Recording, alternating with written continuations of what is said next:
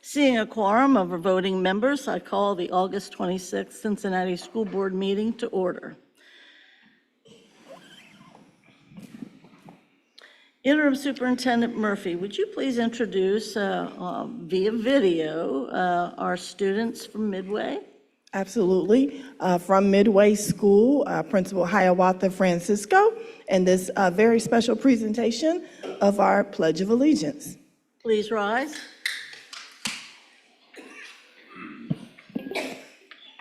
I pledge allegiance to the flag of the United States of America and to the republic for which it stands, one nation, under God, indivisible, with liberty and justice for all.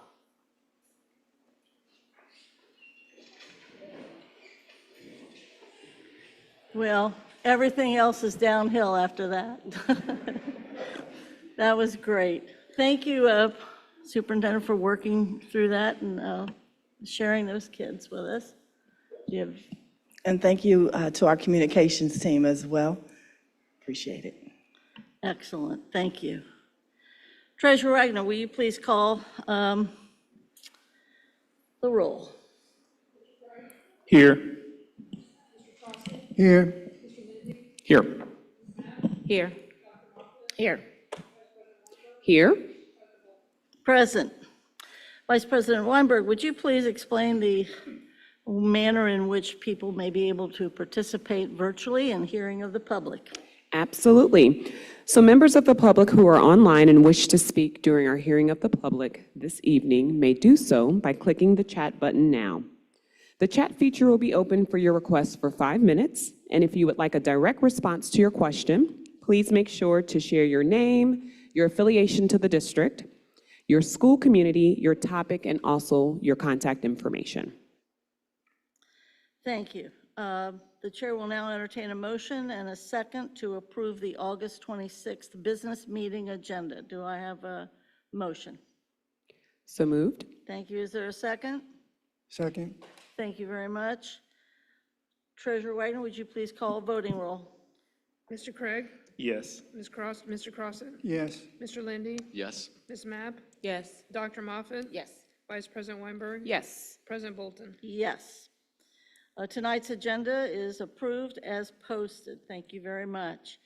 Interim Superintendent Murphy, will you now update us on the back to school report? I am very happy to update you with this back to school report. I began this last Wednesday during the COW and decided to continue it because this district has been off to an amazing start to the school year. And I'm so appreciative and want you to know I attribute that to a lot of teamwork and collaboration in order to be successful. So I was hoping to start with our new principals, just to give the board and the public a name with a face, and many of them are here. And so if you wouldn't mind standing so you can be identified as I call your name, at our Robert A. Taft Information Technology High School, Principal Akita Barrow. Schroeder Middle School, Danielle Battle. Pleasant Hill Academy, Gabrielle Billingsley. Euler School, Kayla Brunswick. Roe Hill School, Shantila Cade. Really not new to us, but just a new assignment. We're excited about James N. Gamble Montessori High School having Tony Greco. Dater Montessori Elementary, Mark Gum. The Promise Center and the Dr. Odell Owen Center for Learning, Principal Nicole Isaacs. Walnut Hills High School, Ashley Morgan. And the baby of the bunch, Rockdale Academy, Crystal Watson. Thank you all for being here. Very excited about your administration and what the 2024-2025 school year holds for all of us. So on the next couple of slides, it's just a reminder of some pictures you saw last week that just kind of describes the start of our school year. But then, as Rob is moving through those next couple of slides with the smiling faces, and I still love Principal Crawford with her pom-poms. I do want to move along. Another slide, still celebrating our Connecting Our Communities mobile unit. And then I want to talk to you, I decided to categorize a lot of the celebrations just so you have an idea of what departments are pouring into an amazing start to the school year. And so school-based, I want to share with you Roberts opening a Mind Peace Room, Woodford also opening a Mind Peace Room. Aiken hosted the Green Schoolyard Summit this past summer. We experienced several community partners who helped spruce up many of our campuses. We held principal meet and greets, so again, the communications department helping to put those announcements out into cyberspace. We celebrated students returning to schools with first day clap-ins, with people from across the city participating, from the city police department to media personalities to our Pan-Hellenic Council members supporting us. We began fall open houses, and I'm especially excited we did expand our junior ROTC program at Aiken High School. On the next page, specifically with the Office of the Treasurer, we began our work around building a budget task force that we believe will continue, Task Force 2.0. Our treasurer has announced the return of the financial town halls for the public to be engaged with our budgeting process and understanding aspects of the budget. Our general counsel refreshed 120 AED units across the district, and we tested safe drinking water flowing from 6,500 fountains and sinks over the summer. On the next slide, our college department hosted a FAFSA completion night. Our early childhood education hosted many pop-ups around the city for preschool registration, providing popsicles at many of them. DSS, our Department of Student Services, opened the Workforce Academy at our Ezra Charles building, and they held this summer a student showcase that focused on what the kids learned about careers. On the next slide, our district athletic department, we have kicked off football season. We've also kicked off volleyball. We celebrated our scholar athletes at the Cincinnati Reds game. It's very hot. And we held our annual golf outing, which we had Board Member Craig participate and others administratively. Our marketing communications team has been extremely important. They launched an updated website. They introduced the Sunday Scoop, which is a newsletter about what is happening in our school district. And they have rebranded our marketing materials, accepting the call to be here for kids. On the next slide, student, family, and community engagement. Our parent champion this summer hosted a parent voice retreat and celebration. The celebration was on the rooftop of Rothenberg School. We hosted a back-to-school festival with our staff, for our staff, family, and partners. We started Sundays with Shauna this month, and next month we'll continue that. We hosted a partner meet the interim superintendent in Eden Park. That was lovely. And they've taken on many, many events to show that Cincinnati Public Schools is a part of the community, with the Pride Parade, Juneteenth, NAACP Block Party, the Black Family Reunion Parade, and yes, our mobile unit was in the parade, as well as the festival on Saturday and Sunday down at Sawyer Park. On the next slide, our human resources team, they have supported us by sharing the Safe Schools training. I'm happy I completed mine Friday night. That's how lovely a night I had. And then in one day, they had over 8,000 training completions, so kudos to those completing those trainings. And there have been over 26,000 completions total. That means half of the annual training has already been completed, which is huge. And that training includes ALICE, AED Plus, rescue training, suicide awareness, and others. All of our employees have until October 31st, so we appreciate Human Resources for helping to manage, organize that work.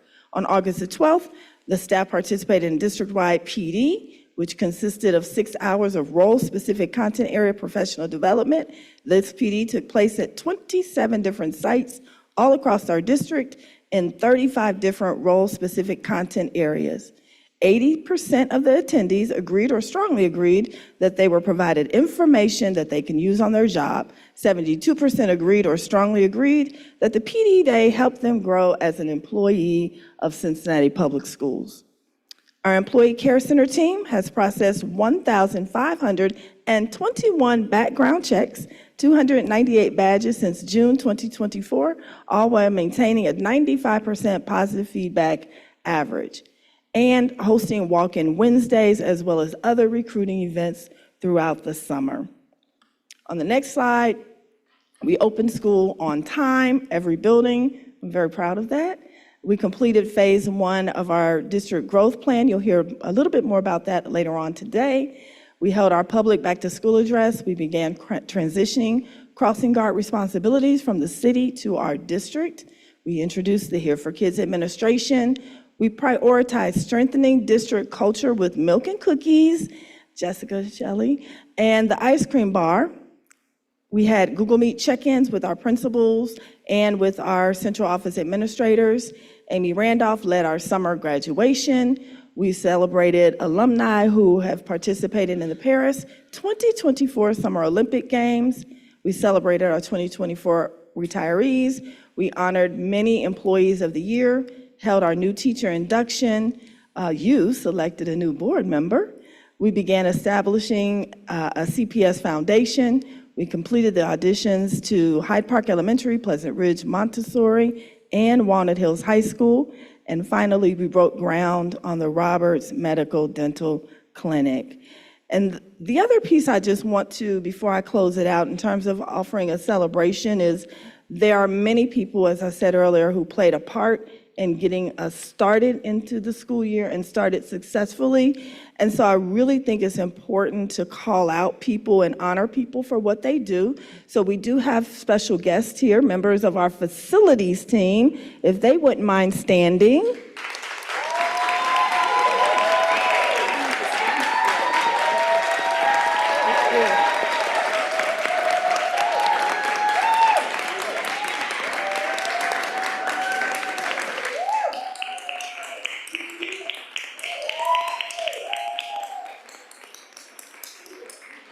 I tell you, it's one thing to open the 65 buildings. It's another thing to have the additions at Hyde Park, Pleasant Ridge, Montessori, and Walnut Hills, and then couple that within a very short period of time, the moves of Riverview East, of Spencer Center, of the Promise Center, of the Dr. Odell Owens Center for Learning, and opening a middle school. There was nothing they said no, nothing they said we can't do it. Every single time they said, we got it. And they went out and they did it, and I am grateful. Great. That concludes my presentation. Do board members have comments, questions, need points of clarification? Mr. Craig? So I'll try to be quick with these, because I have a couple of things, but I want to start with just reiterating the support for all the workers who work in our district, but specifically, I think a lot of folks don't realize how much time and effort it takes for folks like our facilities folks to get things done, for our marketing and communications folks to put together the materials they're doing, for everyone throughout our district to make day one happen. It takes so much time and effort, and I think it really goes to show how well our district does that. In comparison, you see other districts that are closing buildings down this week because of the heat, right? Because they weren't prepared. You have other places where they're not ready to start their days on time. And we see reports all over the country where schools are not doing fully in yet because of things that are happening. And it's so nice to see that we have been able to do those things, and that the hardworking folks who every single year feels like we're doing more with less, but keep doing as great the work we're doing. So I wanted to just make sure to say that first. I also just wanted to really, again, highlight a lot of say positive things about a lot of the things that we have seen from, especially athletics and marketing communication these last few weeks, but from a lot of other folks who have been really striving to figure out programming and figure out to make sure we do these transitions of these buildings. A lot of the principals who've been working really hard to make sure our students when they walked in on day one, had strong leadership in Ford.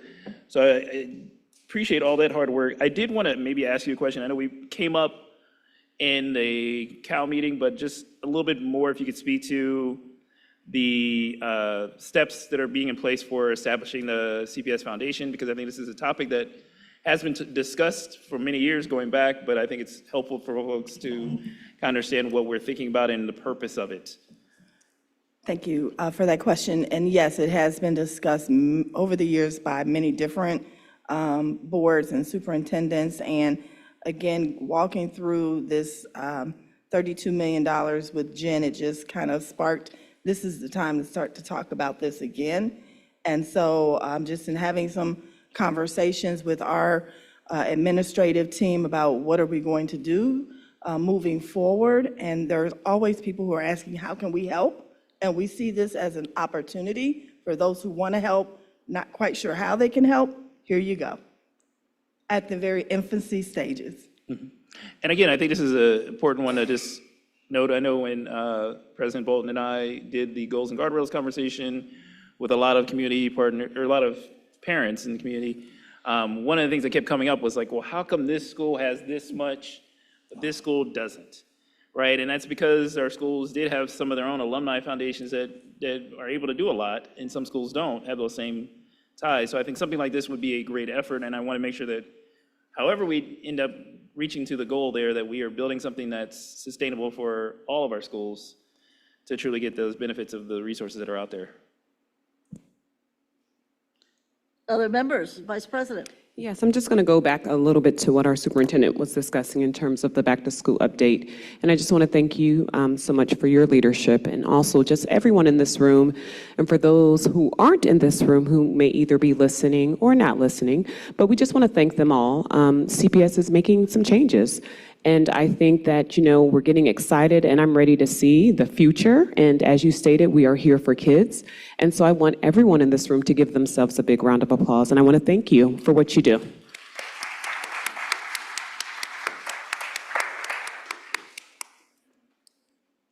Other members, Dr. Moffitt. So I tend to question a lot, and I tend to be very, very vocal, but I also love to celebrate us. So welcome to the new principals and your new roles and responsibilities. Many of you I know already and have worked with you when you were just teachers in classrooms, and now you are leading buildings. It is definitely, definitely a welcome change for you, but I'm honored that you all you have the helm for some of our buildings. And so welcome to the new principals. And congratulations, I'm gonna save my best one for last. So congratulations, Superintendent Murphy, on all of the engagement that you did. I had an opportunity to see the bus. I thought you were gonna have it outside in the front. I suggested, hey, put it out there in the front for the board meeting so we can all walk through it. But if you have not seen it, it's a really great engagement vehicle. Thank you to our parent champion, Loranda Thomas, who gave Board Member Weinberg and I a tour, and we got a chance to go through and see everything. She said, hold on a second, and we got the steps that come down. It was just awesome. So it's really good that we are going to be where our community is. That is engagement, is being in the way of our families and our voters and our citizens. And to our facilities, I want to say thank you. I don't think we appreciate the things that happen in the background enough. When you all said that you could get an entire, well, actually, it was Mr. Burkhart that said that you all could get an entire school moved in a weekend, I kind of thought that was a little crazy, but I trust you because you do what you say you're going to do.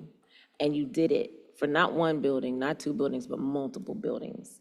And you did it with fidelity. You did it with class and style. And I got an opportunity to tour some of those buildings, again with Board Member Weinberg last week, and they look great, and you all did that. So we don't have an opportunity to thank you enough, but I want to say publicly this time, thank you for making what we said as a dream, as just a theory, actual application. You all did it. I'm so proud of you, and I'm so proud that you are CPS. So thank you to everybody behind the scenes, whether I mentioned you or not. We got security. Everybody made an awesome first day clap in. Awesome. So thank you. I was standing at North Avondale Montessori with the vice mayor and some team members for the clap-in, and it was awesome. And one of the students was like, "This is awesome. Are you going to be here tomorrow?" And I was like, "No." But it was great. So thank you to the entire CPS staff and team. I appreciate you. Other comments? Member Mapp? I'll be brief, but I just want to echo the sentiments of my colleagues. Thank you to all of the teachers, all of the principals, all of the administrators, the people working in the facilities department, everyone for making this a successful back to school. And I really want to highlight something that my daughter said. And Principal Gum is here, so I'm going to call him out. But it's really important to just let you all know that our students and our children pay attention. And so when Dr. Gum made the call to say that he was going to be the new principal to all the families, my daughter heard that call and she said, "I'm so happy that Mr. Gum is our principal because he sees us, he pays attention to us, and we know that he really cares about us. He knows all of our names." And so I just want you all to know that that meant a lot to me. Not to put you on Front Street, but it's something positive, and it just really goes a long way to just really highlight how excited our students and our children are to return back to school and how you all really contribute to make it that safe and special environment for them. So thank you for all that you do. Okay, any other members? Well, we will continue in this, I guess it's old business, just because we've opened schools about 197 years in a row. But this is a brand-new school year, and congratulations to everybody for making it successful opening. Next on our agenda, we have two items that are old business as they pertain to our remarkable partnership regarding preschool in Cincinnati Public and in the Cincinnati community. We've talked about this at least twice before, most recently, and thank you all. Go take care of everything. That's right, 24/7, I love it. We have to amend or change a resolution that we have in existence regarding the membership of the 5 members that are, quote, CPS members on the Preschool Board of Managers. And it's a resolution that we have to update the wording because it had too much specificity in it, and we have to change that. If board members will look to that resolution, it's a resolution updating the 5 organization groups. The change, as you know, is a change regarding not saying a particular lead agency, but indeed is saying that one of our 5 seats will be occupied by a lead agency representative. Currently, that seat is held by Carolyn Jones, and we just need to change it because it once read the specific lead agency that was represented. So I'd appreciate if somebody would introduce that resolution and have a second, and then we could have a vote to adopt that so we're totally correct. Do I have an introduction of that resolution? A motion to pass? So moved. Thank you very much. Is there a second? Second. And this resolution's been motioned and seconded. I don't think we need any further discussion than my explanation. Treasurer, would you call the roll? Mr. Craig? Yes. Mr. Crossett? Yes. Mr. Lindy? Yes. Ms. Mapp? Yes. Dr. Moffett? Yes. Vice President Weinberg? Yes. President Bolton? Yes. Thank you very much. We have a second resolution that requires some action on our part, and that is to fill the 2 seats that are up of the 5 for the CPS 5 seats. One of the seats that we have to appoint tonight is a CFT seat, and CFT has submitted one of its own lead preschool teachers to occupy that, and upon their recommendation, we have agreed to appoint Glenn Calhoun as the CFT representative as one of the 5 CPS Board of Managers. The other item that we have is to appoint the parent representative to the Board of Managers. Once again, we've had wonderful service by any number of parents over these many years. And the concept there is to have a parent of a preschooler or a parent that has had preschooler experience. And we have are open for nominations, and we received 4 nominations, all incredibly qualified folks. And we have discussed, as I think the two last public meetings, some of the values and the needs that we have, as well as the extensive partnership that exists between the CPS board and the Board of Managers. While we know who our CFT representative is going to be that we'll be voting on shortly, the chair will take nominations now for the parent representative. Do I have any nominations or seconds for the Board of Managers CPS parent representative? Dr. Moffitt. President Bolton, I'd like to nominate Mr. Chris Bennett for the parent position of the Preschool Promise Board. Is there a second? Second. Thank you, Member Mapp. We have a motion and a second. Is there discussion or sharing of some information? Mr. Craig? I just wanted to reiterate that we had 4 really incredible people for this particular role, and I think any one of them would have been an awesome person to have representing and being on the board, and how crucial this role also is in making sure, because we have a lot of great things that we've been partnering with Cincinnati Preschool Promise, and a lot of great things that we have coming up in the future to deal with. And so it's very crucial to make sure that we always have a good representative looking out for both the importance of the interests of our preschoolers, but also thinking about the ways that we can partner and better collaborate with each other in the future. Thank you, Mr. Craig. Other comments from board members regarding this wonderful partnership and also the willingness of so many qualified people willing to serve? Mr. Lindy. Thank you very much, President Bolton. I would just echo what Mr. Craig said. This is a situation where I wish I could vote for every single person who put their name in. I think there are decisions we have to make up here that are hard because they're just a series of bad options. And then there are decisions that are hard, and this is quite rare, where they're just good options. And this is, in my mind, a decision that falls in that second category. Great, thank you very much. At that then, are there other nominations that would like to be made? Seeing none, we're going to close the nominations then, and we will vote on the motion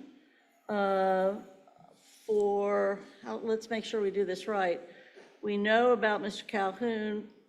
We didn't have yet the nomination, so do you think we are able to fill in the blank for the resolution, Treasurer Wagner, or do we need a vote on that specific motion or nomination and then vote on the resolution? I think you need to vote on the nomination and then vote Great. on the resolution in whole. Let's take the roll. Mr. Craig? Yes. Mr. Crossett? Yes. Mr. Lindy? Yes. Ms. Mabb? Yes. Dr. Moffitt? Yes. Vice President Weinberg? Yes. President Bolton? Yes, and now I need a motion maker for the resolution nominating these 2 gentlemen to the Preschool Board of Managers. Resolution? Sure, I put the motion forward. Okay, is there a second, Mr. Craig? Second. All right, we have to pass the resolution, a second. Any discussion about the resolution? Seeing none, roll call, please. Mr. Craig? Yes. Mr. Crossett? Yes. Mr. Lindy? Yes. Ms. Mabb? Yes. Dr. Moffitt? Yes. Vice President Weinberg? Yes. President Bolton? Yes. Congratulations to all of them, and thanks for the folks that will hopefully stay with us and do other services as well. That's a term of 4 years, and we appreciate it. very much. Congratulations. Interim Superintendent Murphy, would you please update us now on the transition in the following schools? I think that's been a request. Yes, I think it might be a good idea if you actually heard from the principals who are now implementing all of these adjustments. And so with us today, we have Principal Brenner, Mount Washington. If you guys wouldn't mind coming down to this podium, Nicole Isaacs, Danielle Battle, Nina Giannacchio, Becky Wolf, Danielle Battle. I need the lights to be brighter. I can't even see the paper.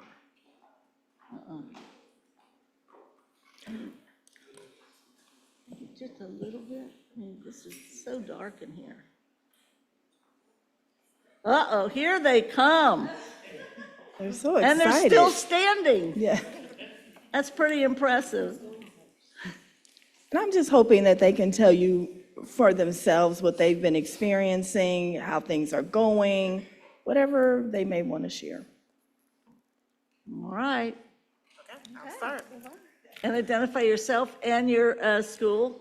for the Hello, audience. everyone. I am Principal Neil Schroeder High School. So we are now a 9 through 12 school, and we're able to breathe.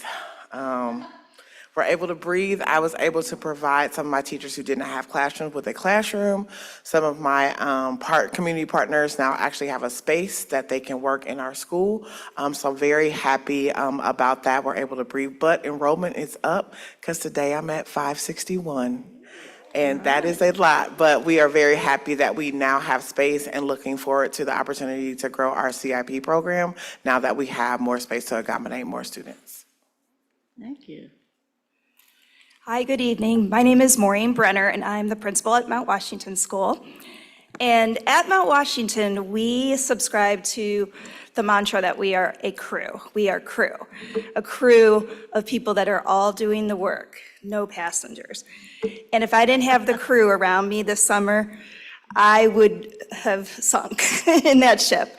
So I just want a big, huge kudos to the facilities, to the curriculum department, and interim superintendent, all my my supervisors. So I want to tell you what I'm loving right now is the middle school. I am our 7th and 8th graders that have come and joined our crew are delightful. The teachers are amazing in the middle school. And I think they just feel a sense of peace in this with the structure that we have in place at Mount Washington. And so I'm learning all about the new 25 new staff members. Opposite of Principal Neal, we are tight on space.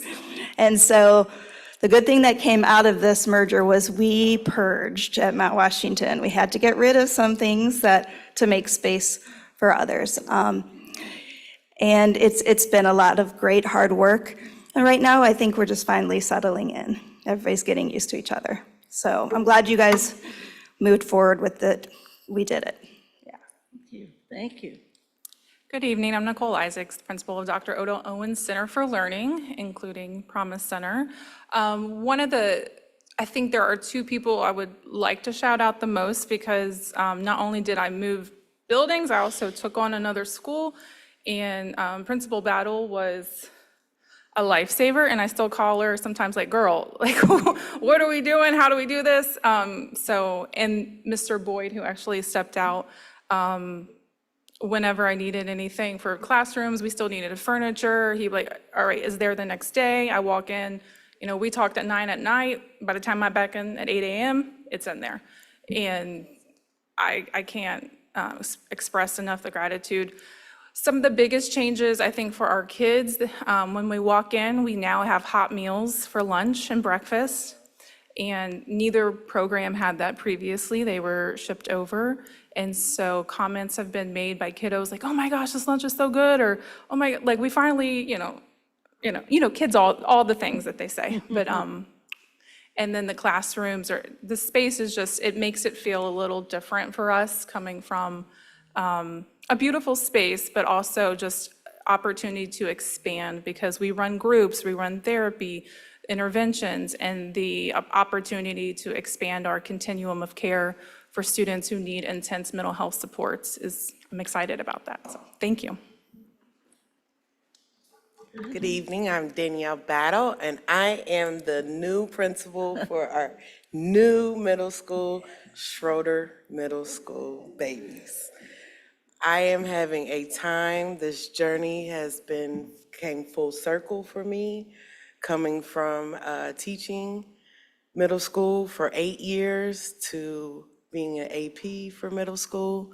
I have finally found a home for my babies that they can grow, learn themselves, and as well as the teachers to learn themselves on how to deal with this unique space and time for our students. I've had tremendous support from Ms. Neal, from staff to students to families and the community, as well as Ms. Isaacs opening her arms to me, as well as the Madisonville Community Council opening themselves to where they have provided lunch for my staff several times. Mr. Steve Rock from Side Streams, he offered his space, that he has 2 garden plots in the area to where my staff can take the kids out for advisory, as well as offering staff a space to decompress during lunch. So it's been a wonderful experience, so thank you.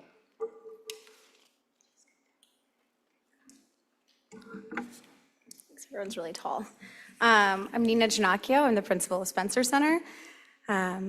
I just want to express truly like my most sincere gratitude to our staff and to the Riverview staff who have worked incredibly hard to make sure that our students have had a successful start to the school year. In fact, I think it was like one of the best first days I've ever had. Truly, it was really wonderful.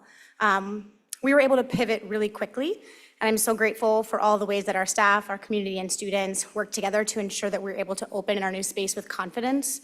The facilities team, to echo what everyone has said, was incredible.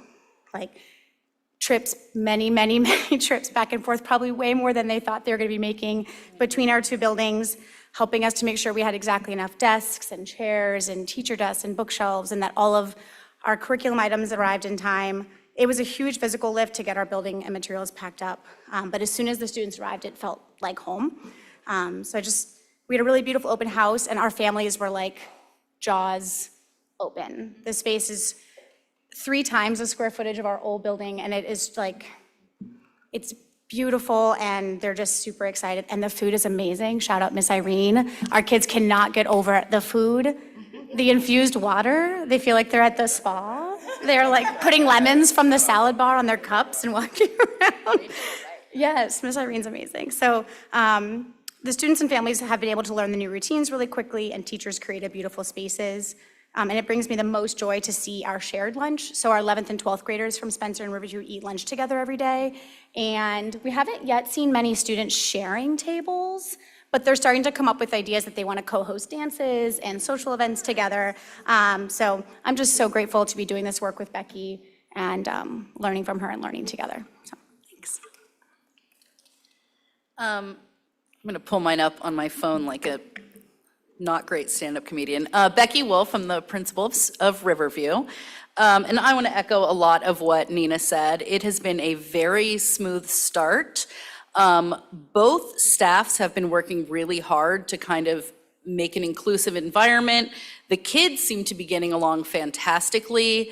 I've had a ton of students from both schools come up to me about sharing a homecoming dance, sharing prom, doing all kinds of random weird events. We do have our first cross-school couple, just to say that, which was like very exciting for us. And you know, we're here for kids, and what do you say? It's so exciting. And we're here for kids, and it really is bringing me so much joy to see all of the kids feeling really good in the building, and they're very different school communities, and I'm having a really good time. Selfishly, I also want to say I really appreciate working side by side with Nina. I think we can all agree that this job can sometimes be lonely, and I feel like I'm learning a lot, and I feel very grateful to be doing this hard task with a team that's really committed to doing it right for kids.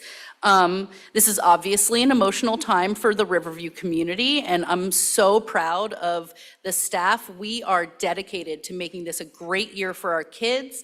We are going to celebrate the community, celebrate the school's history, and honestly, just have fun together as we all move forward. And as I say on the announcements every day, we're going to soar. So. Oh, stay there, stay there. Do members have questions, comments for our superintendent or our, what is it? Well, I was going to say like Magnificent Seven, but now I just counted that as our The Super Summer Six. Angels. The Summer Angels, we'll Angels. do that, we'll do that. Questions, comments, Vice President? So I don't have a question, so don't anyone get nervous or anything. I do just want to say thank you so much. I do know sometimes opening up a school, starting the first day of school is quite a task, and you all committed. And I just want to thank you so much. Thank you for what you do. I kind of know what it's like from being a former teacher, but now as you're in your roles of being an administrator, I know our kids can sometimes be tough, and just everything that's going on can be tough, but you're not going to give up, and that's what I love the most about what you do. So thank you so much. Other question, Mr. Craig? So I will say there are two schools that hold very important parts in my heart because they were the two first schools that I did graduations for. And so I was Riverview and Schroeder. And to see families from that perspective where I've been on the other side, I've been the family sitting out there trying to like hope that your kid behaves during the graduation ceremony. And then don't clap too loud because some schools don't allow you to do that. We don't have that problem here in the district. But to be on stage and to see the students responding, there were really awesome opportunities in those first few months of being a board member. So I hold both schools pretty special to my heart. And I know that there's a lot of hard work that is going on with all of you all because every school year comes with its own new challenges. It comes with its own new things that kids come up with to do to try and test every limit. And so I'm really excited to hear, more as we go through the year about how everyone's doing, how all the great schools putting together programming, and then just really thinking about long-term, where we see ourselves building our district up. Because I think one of the struggles that we sometimes do is we don't plan very well. We execute amazing. We do great things. We got some folks here who, for whatever reason, can flip something in the drop of a dime. Maybe we shouldn't have them do it so often that way, though, right? I think they might sometimes like for us to plan it out a little bit better, so I'm looking forward to how we plan going forward to ensure that those great facilities folks who were here that we were celebrating maybe gets to do it over 2 weeks instead, or whatever the case may be, to really give them opportunities to be successful as well. Thank you. Mr. Crossett, and then I'll move to the Yeah, right. I love planning. Planning's a good thing. And by the way, it's great to be on the board. I've gotten so much help from so many people at this table and from the staff. This is my fifth meeting in 3 weeks, so it's. Wow. Huh? I made a motion and all this kind of crazy stuff. But I do want to say that the most important, I want to give credit to the team that put together, I guess this came out of the ad hoc committees, a lot of these moves. The most important thing about planning is to have a plan. And so there was a plan, and it was thoughtful, and it was a plan that said, hey, we're going to make some improvements. And just your testimony to that means that even though there wasn't 3 weeks to do it, but still the plan made sense. And that's great to see that everybody could buy into that and pull it off. So congratulations. Thank you. Dr. Moffett? So I am super excited. I was energized when you each were speaking. Thank you for stepping up.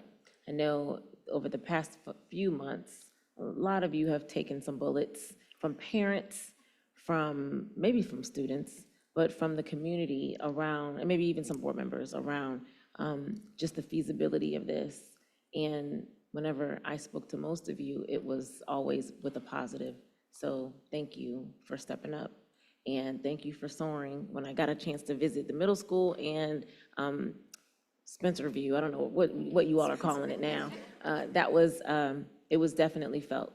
So I do want to invite you, and maybe this is not the time to do that, but share with us some of your concerns, because you all said something great, and I think that's wonderful.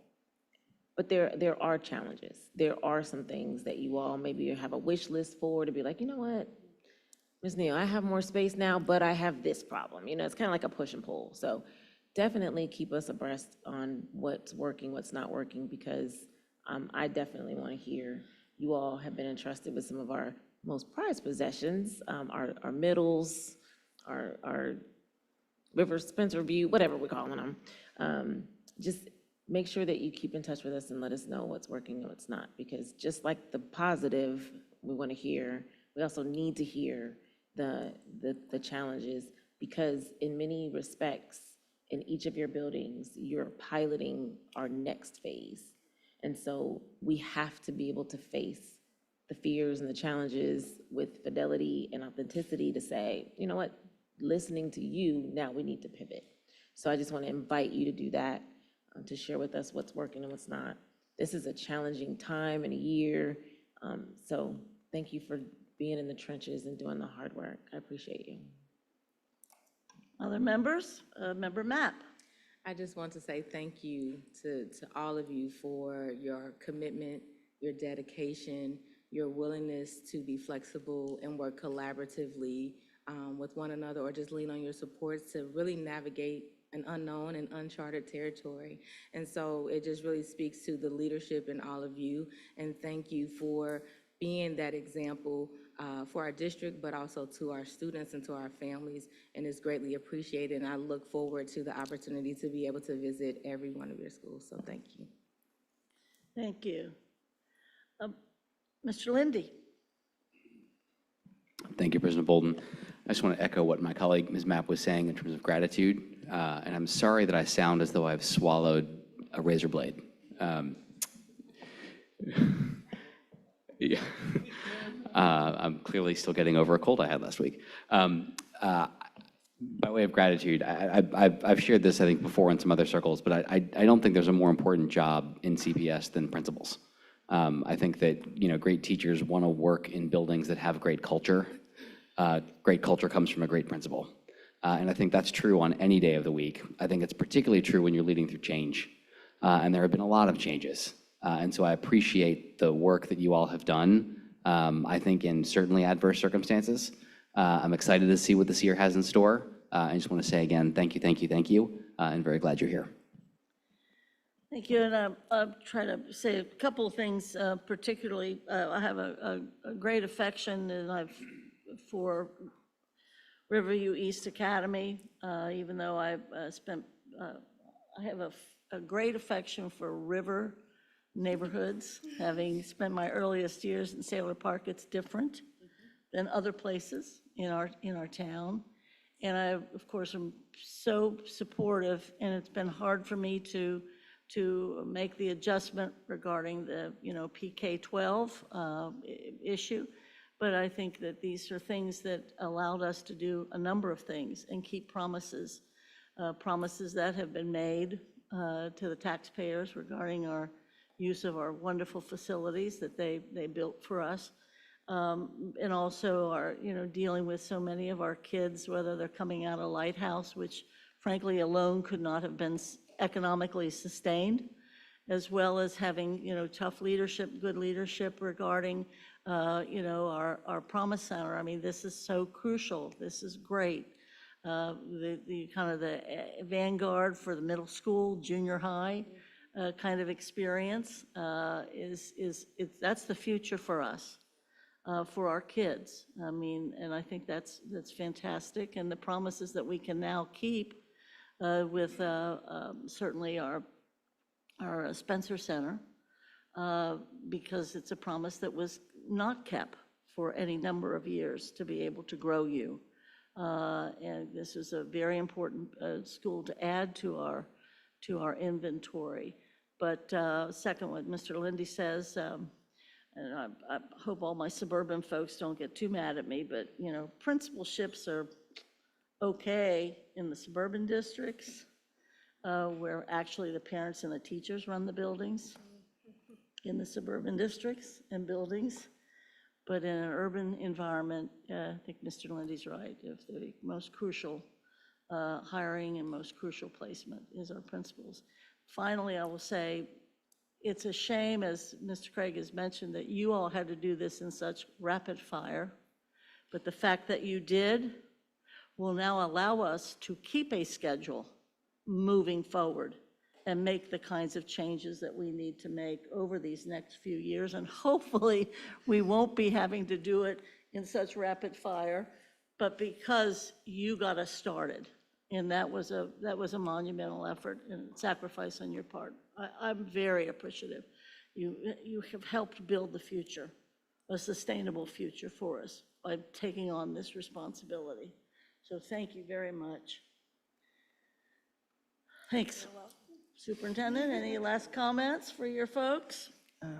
I just really want to make sure I point out how critically important it is that Principal Wolf and Principal Ginocchio are dressed alike today. I know. No big deal. We did not plan it. Just a little bit. Well, thanks for that, sharing that. Thank you so much.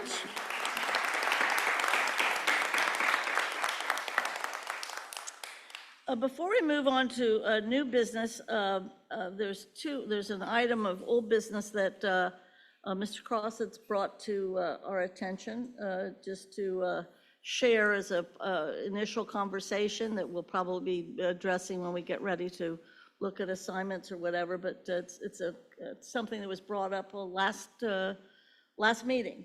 Mr. Crossett? Yes. Our last meeting, my fellow board member, Ben Lindy, mentioned he was going to maybe do some fundraising for some software. Is that what it is? Is that For a survey tool. survey tool? And in coordination with that, with our foundation, I really thought that it might be good to go to, I just want to mention this, I guess, put it into the policy committee, because I think that we should have some policies around when we go to the philanthropy community to ask for money.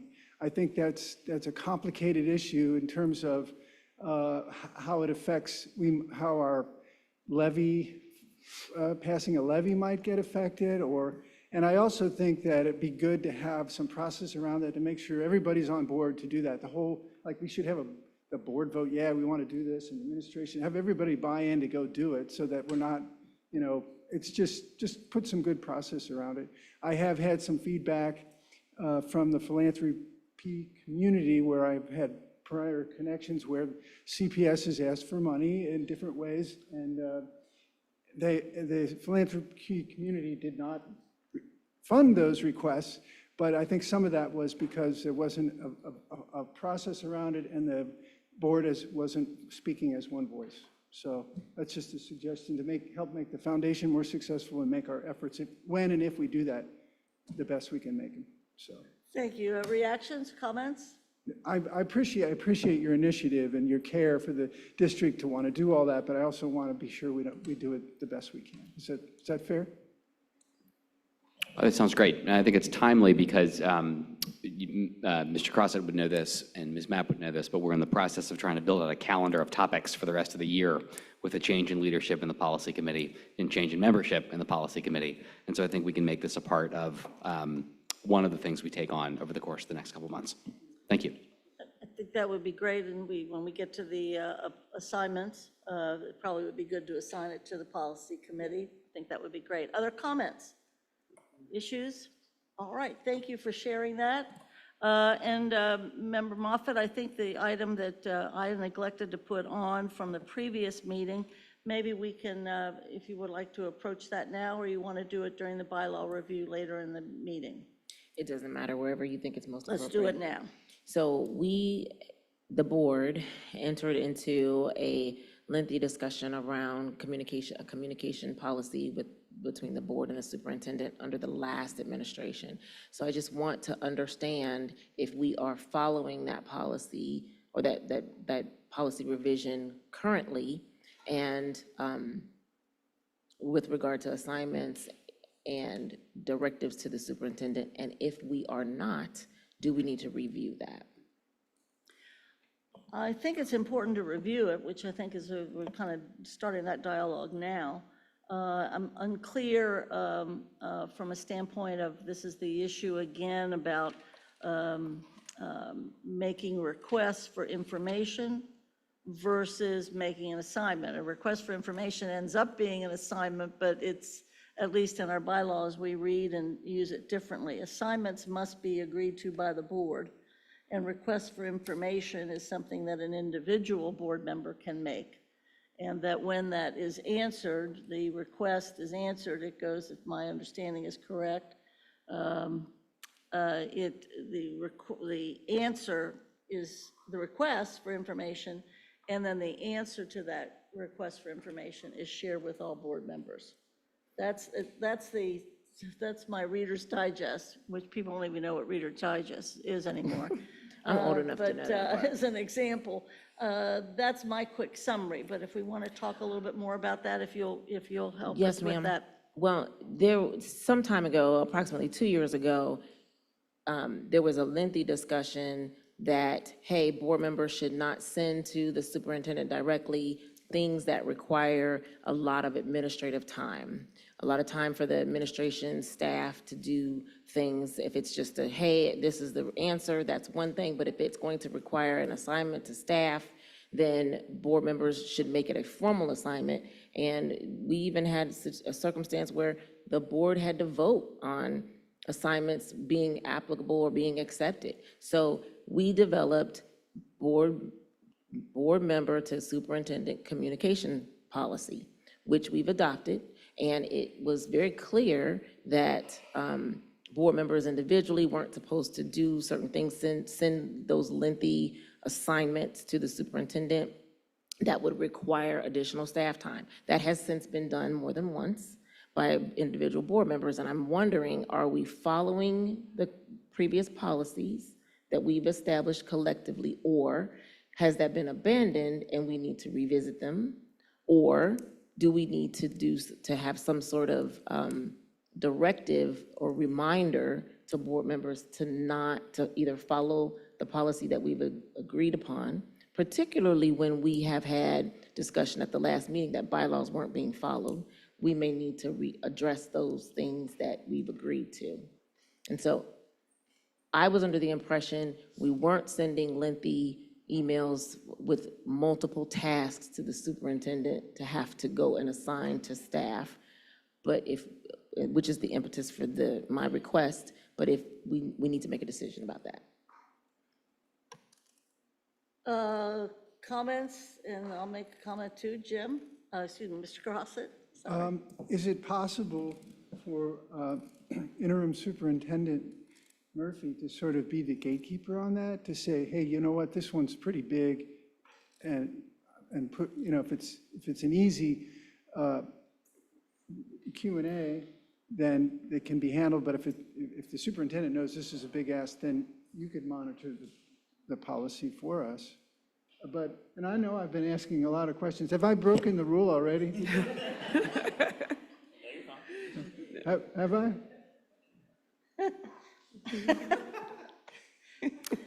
I'm just trying to be as efficient as possible in giving you what you need, and sometimes it comes in various ways, and my responses are maybe not whatever was agreed upon in the past, because I just was not aware.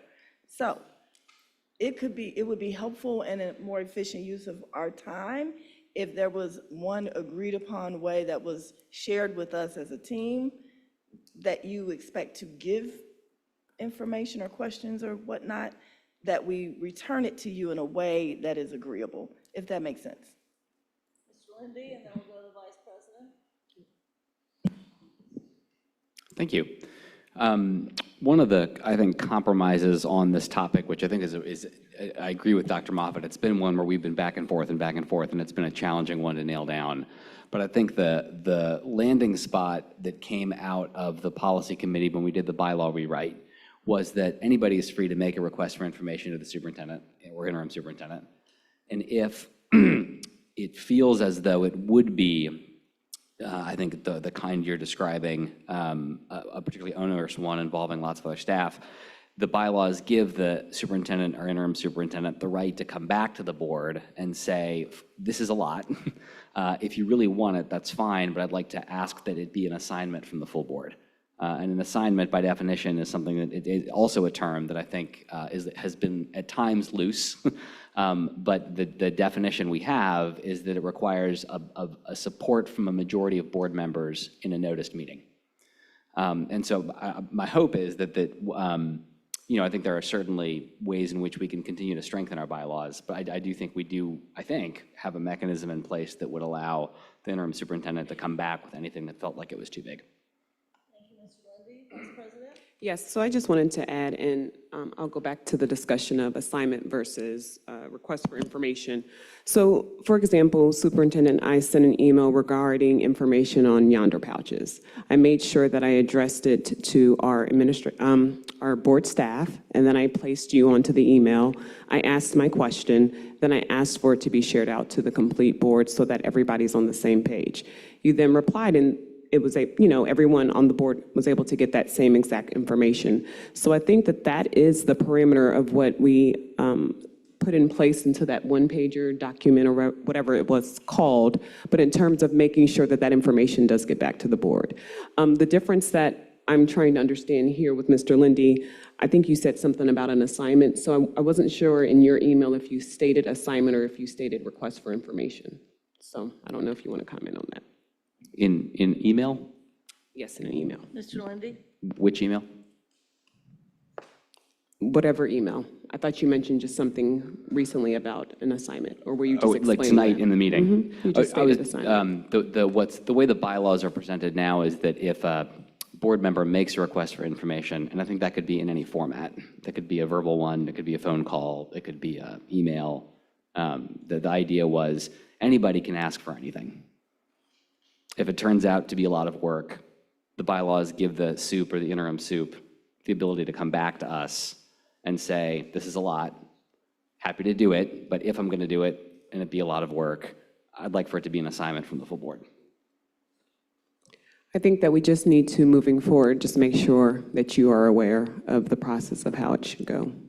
If we're requesting information, making sure that information is then shared out with the full board. And if it is something that is going to take a longer time or it's going to require more staff, then of course that is something that you're going to make the call on and letting us know with a response. And just the one example, the yonder pouches, you did make that request. I responded in the Friday update, not understanding that I was supposed to respond back to your email and include everyone on it. And I think it's So because I missed it. I've learned that now. It was fine, but I think I So- missed it too as well, but yeah. Mr. Craig? So I think two things come to mind with this conversation, which is that one, I don't know that we've ever shared the actual plan that we come up with Superintendent Murphy. So I think that would be first off, we probably should do if we're holding her to that standard of what we want from a response. And I think the second part to it is that there is a lot within what we discussed and went down the path to create the bylaws the way they're structured out. And so as much as we can adhere to what is in really both agreements or both statements, I don't know that they contradict each other. I think one just kind of clarifies himself before we made it into the bylaws officially, and to be helpful. But again, I think if they haven't been shared with Superintendent Murphy, I think it's not necessarily reasonable to expect that she would have known to do those things that we agreed to do if they weren't shared with her. So, I mean, I don't know if they were or weren't, but I think that may be the starting point is to share that agreement, to walk through, and then maybe the board can have a discussion as to whether things have changed, whether things need to be done differently based on, because we did the bylaws after we did the agreement, so maybe there's some stuff that needs to be clarified or whatever the case may be because we have different set of standards. But I'm always about, if we don't share with you what we're holding you to do, it doesn't seem really fair to then say you didn't do it. So don't know if it was or wasn't, but. Well, from, I'll do my perspective, the bylaws are what govern us. The agreement that somebody is talking about is something that was an agreement with the previous administration. and whether or not we were going to continue what was made with the previous administration, or indeed we need to have an additional agreement with the current administration. It would seem to be, that would be one question. And also, I think reviewing where it appears in the bylaws, to live by that. I think that would be good. I know that the communication also was not just about information and assignment, which is my focus, but it was also the idea and policy as to who can speak to whom. That was all part of it too. So I do think we probably need to review that. And I think that's kind of our start tonight, what we just did and what we're planning on doing, reviewing the bylaws. And I will also suggest too that staff has met to give us some ideas as to what works and what isn't working. I have now met with the superintendent and the treasurer about those things of our three staffs, the three groups of people that run both the board office and the treasurer's office and the superintendent's office, as we are trying to make sure that we are living by the bylaws and find the proper processes. My anchor is the idea that any board member as an elected individual official can request information from the superintendent or any of our direct reports, as long as we're sharing that information request with our colleagues. And when that information is then shared back, it is shared with everyone by the administration, and that an assignment must be done in public, and it has to have the agreement with the board. No individual board member can make an assignment. That's why we do that at the end of our meetings. The other thing that board staff brought to my attention, something that we have to incorporate now, especially since we have consent agenda. You all recall, well, some of you will recall, that we've had this long discussion too about when a committee is recommending an action item, that's not an assignment or isn't an action item until the board has agreed with those minutes.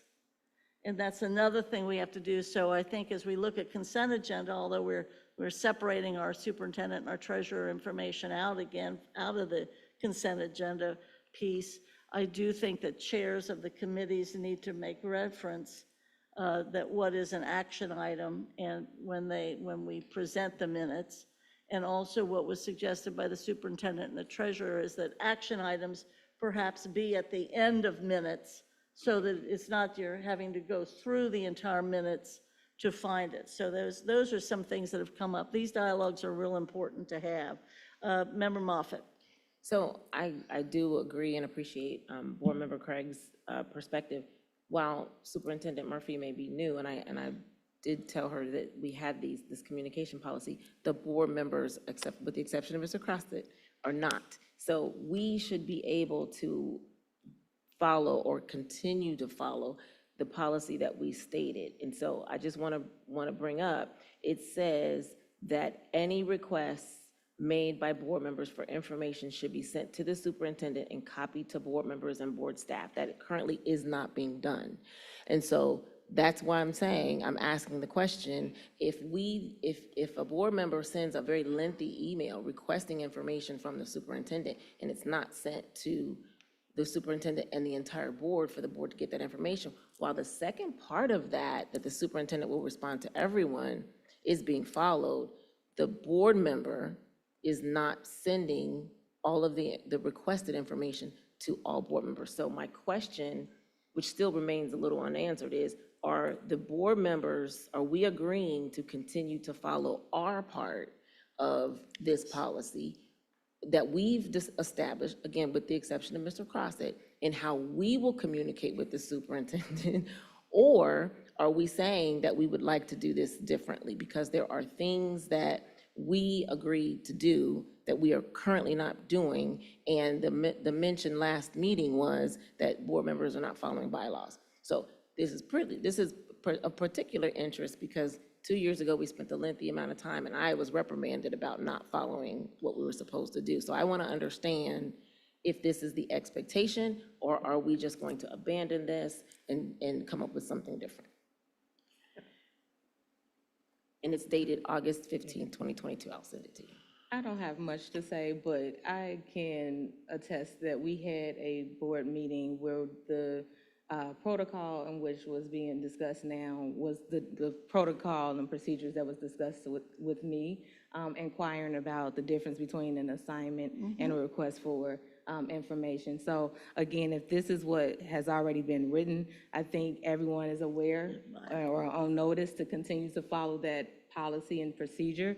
And so, I mean, if there are objections, I'm not really hearing any, but I will at least say that's what was communicated to me. I think it's a good policy, and I'm really happy that I'm an temporary exception, because then I don't have to share with all of you my dumb questions. Not anymore. Are you the exception, Going Mr. Crossett? forward, I will abide by this policy. But You're I'm very fine, Jim. I asked a lot of questions that You're doing, this was never about, it is about us enforcing with one another, and so I think it's great I that, like the idea of sharing with everybody. Absolutely. Stuff. That's important. Yeah.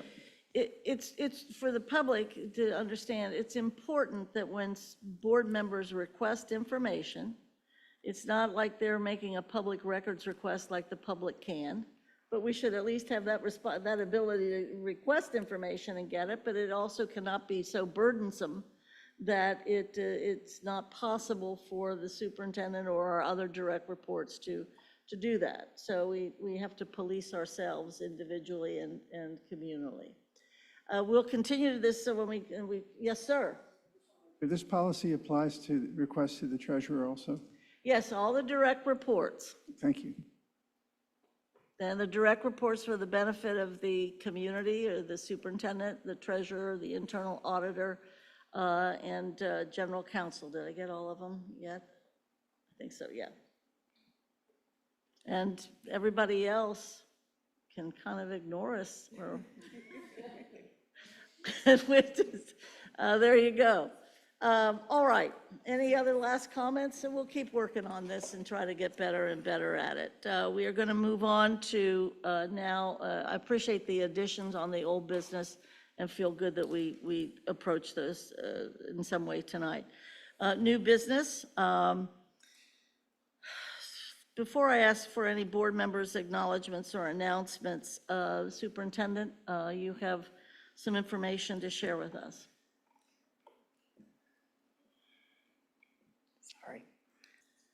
Superintendent, do you have any retirements for us tonight? Well, I have to be cheery now, right? Okay. Yeah. All right. It's important for us to celebrate one of our civil service employees, Miss Elaine Turner, a food service helper at John P. Parker, and we want to celebrate with her retirement. And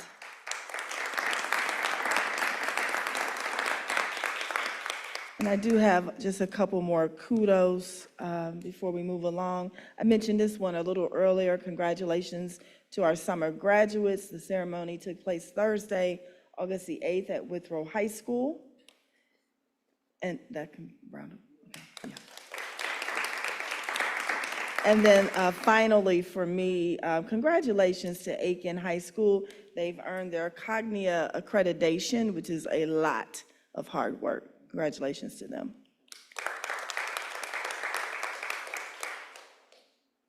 Thank you. Do board members have any acknowledgements or announcements to share? Dr. Moffitt. I had an opportunity to attend the DSS summer graduation along with Superintendent Murphy. And our very own brand new board member, Mr. Crossett, conferred the diploma. So congratulations to them. Good job. His very first one, and he did great. Great. Thank you. Any others? Vice President? Yep. Anybody? All right, then, Madam Vice President Weinberg, the chair is yours. So we are now at the item in our agenda for hearing of the public. And guess what? We do not have any in-person speakers or online speakers, so guess what? We are moving on to the next agenda item. So thanks, everyone. All right. I don't think I can remember that happening. Hey, it's a first. Thank you. I have President no Bolton. comment about that. But I know, having been on Mount Healthy City Council, it was always like, nobody's here, and people, oh darn, it was like, oh no, that's good. That's good. So congratulations after all that we've been working through these weeks, so congratulations. Interim Superintendent Murphy, would you please continue with your presentations under new business? I'm happy to do so with the assistance of Assistant Superintendent John Chambers, responsible for this presentation tonight.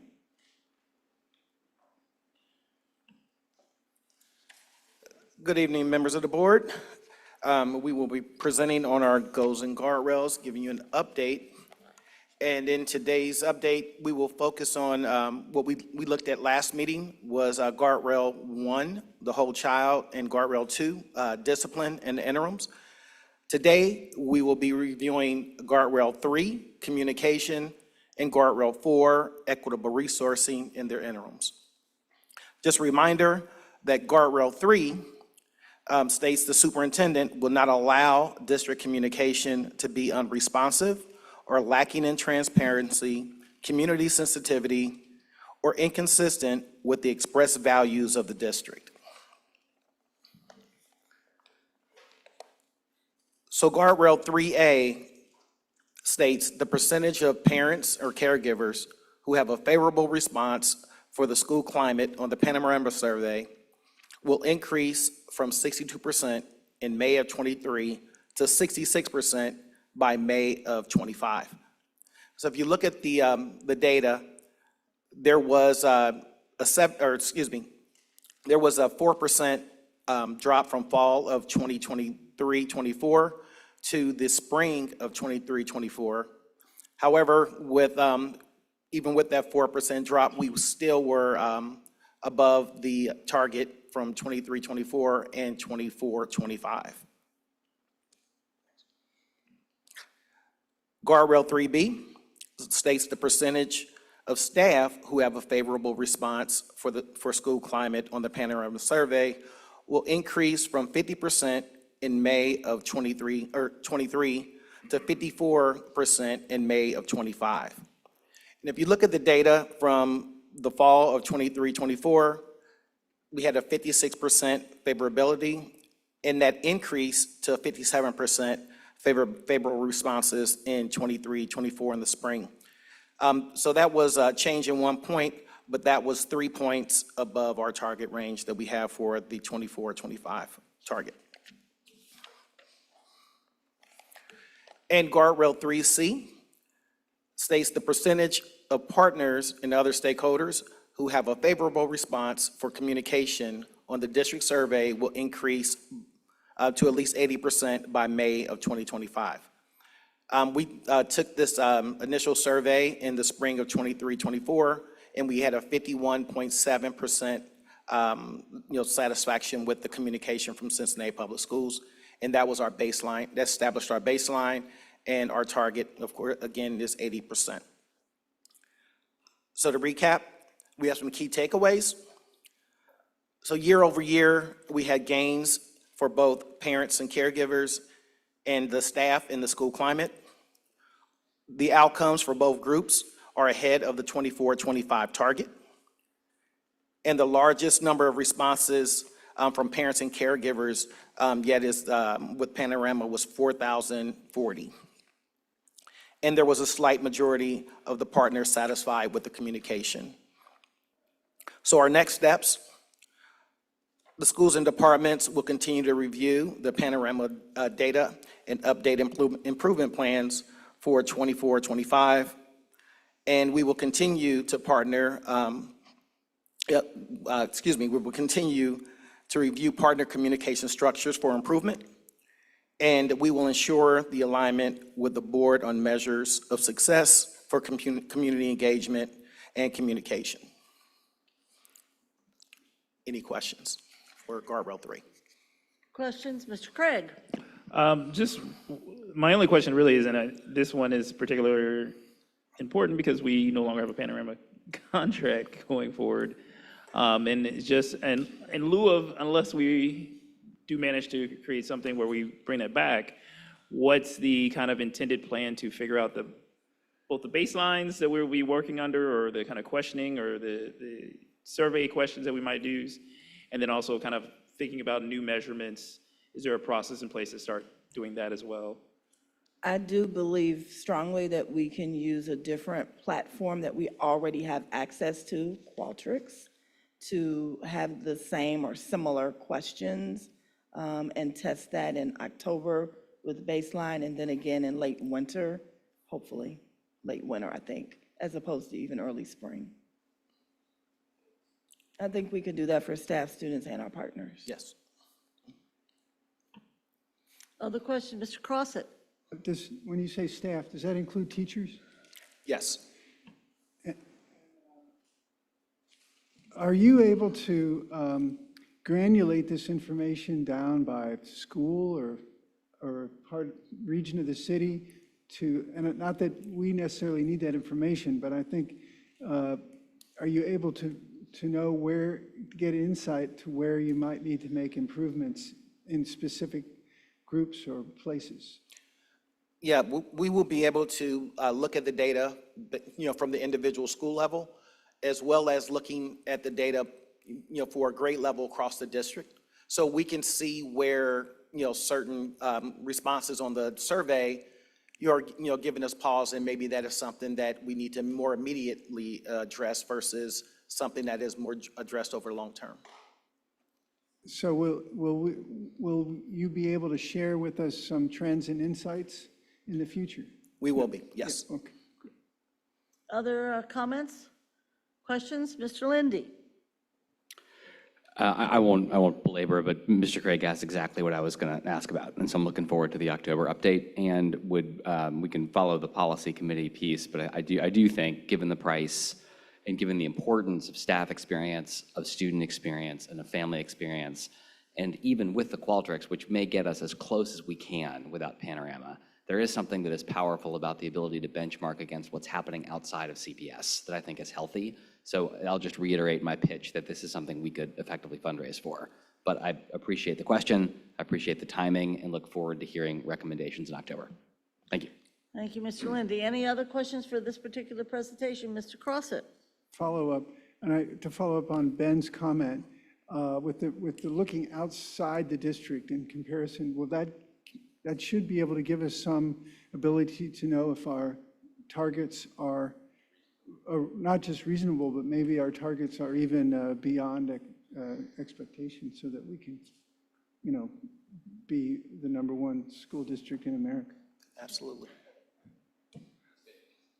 Is that correct? Fair enough? Yeah. Absolutely. Continue, please. Okay, I would like to ask Chief Burkhart to join me to review Guardrail 4.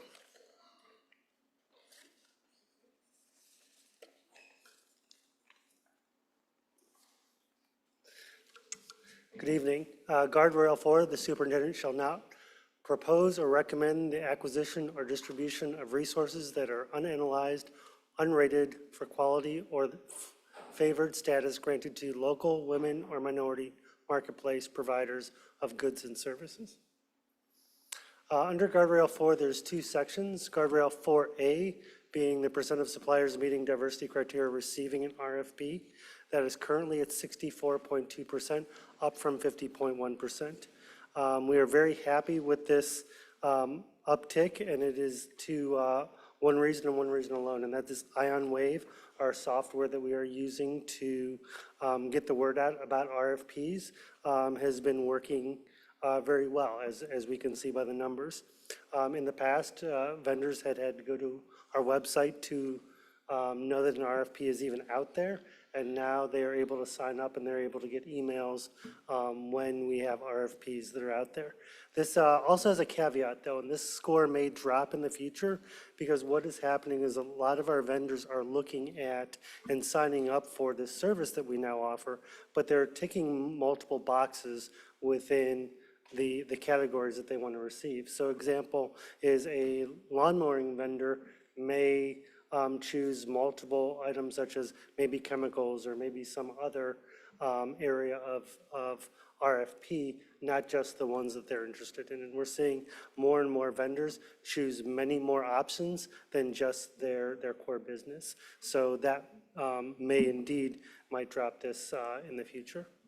Guardrail 4B, the percent of suppliers meeting diversity criteria for the approved vendor list will increase from 74 to 80%.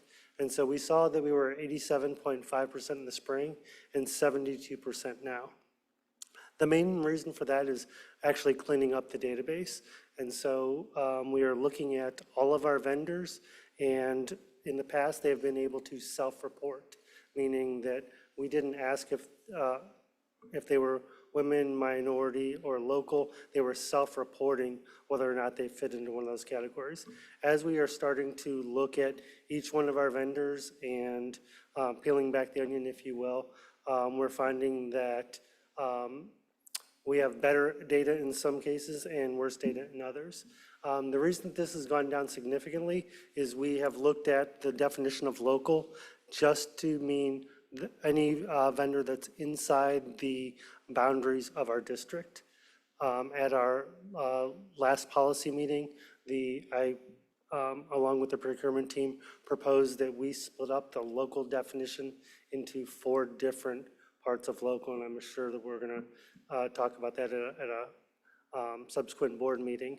But the reason that this went down specifically is that we are just looking for those vendors who are inside our district. So there are a lot of vendors outside the 275 loop or even inside the 275 loop that are not part of the boundaries of our district. So that's why this number went down.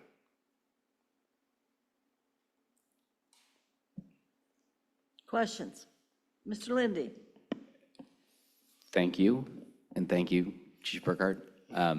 Interim Superintendent, I'm just trying to connect our policy committee meeting from Friday to this one. This is not the meeting where we are having the presentation about the proposed changes to the way we calculate that. That's a preview of coming attractions. That's Correct. correct. I would offer an advertisement to my colleagues for that presentation. It's really good. And so I think that you will have some questions about this. We can get into them tonight, but just please know that there's a longer piece coming about the care and thought that the team has put into how this gets calculated. And I think they've put a lot of care and thought into how this gets calculated and takes us in a good direction. Thank you, Mr. Lindy. We look forward to it. Must-see TV, apparently. All right, Mr. Craig. So I want to just first start by saying I'm loving Ben's voice today. I don't know about you all. We can keep that around. This is Ben?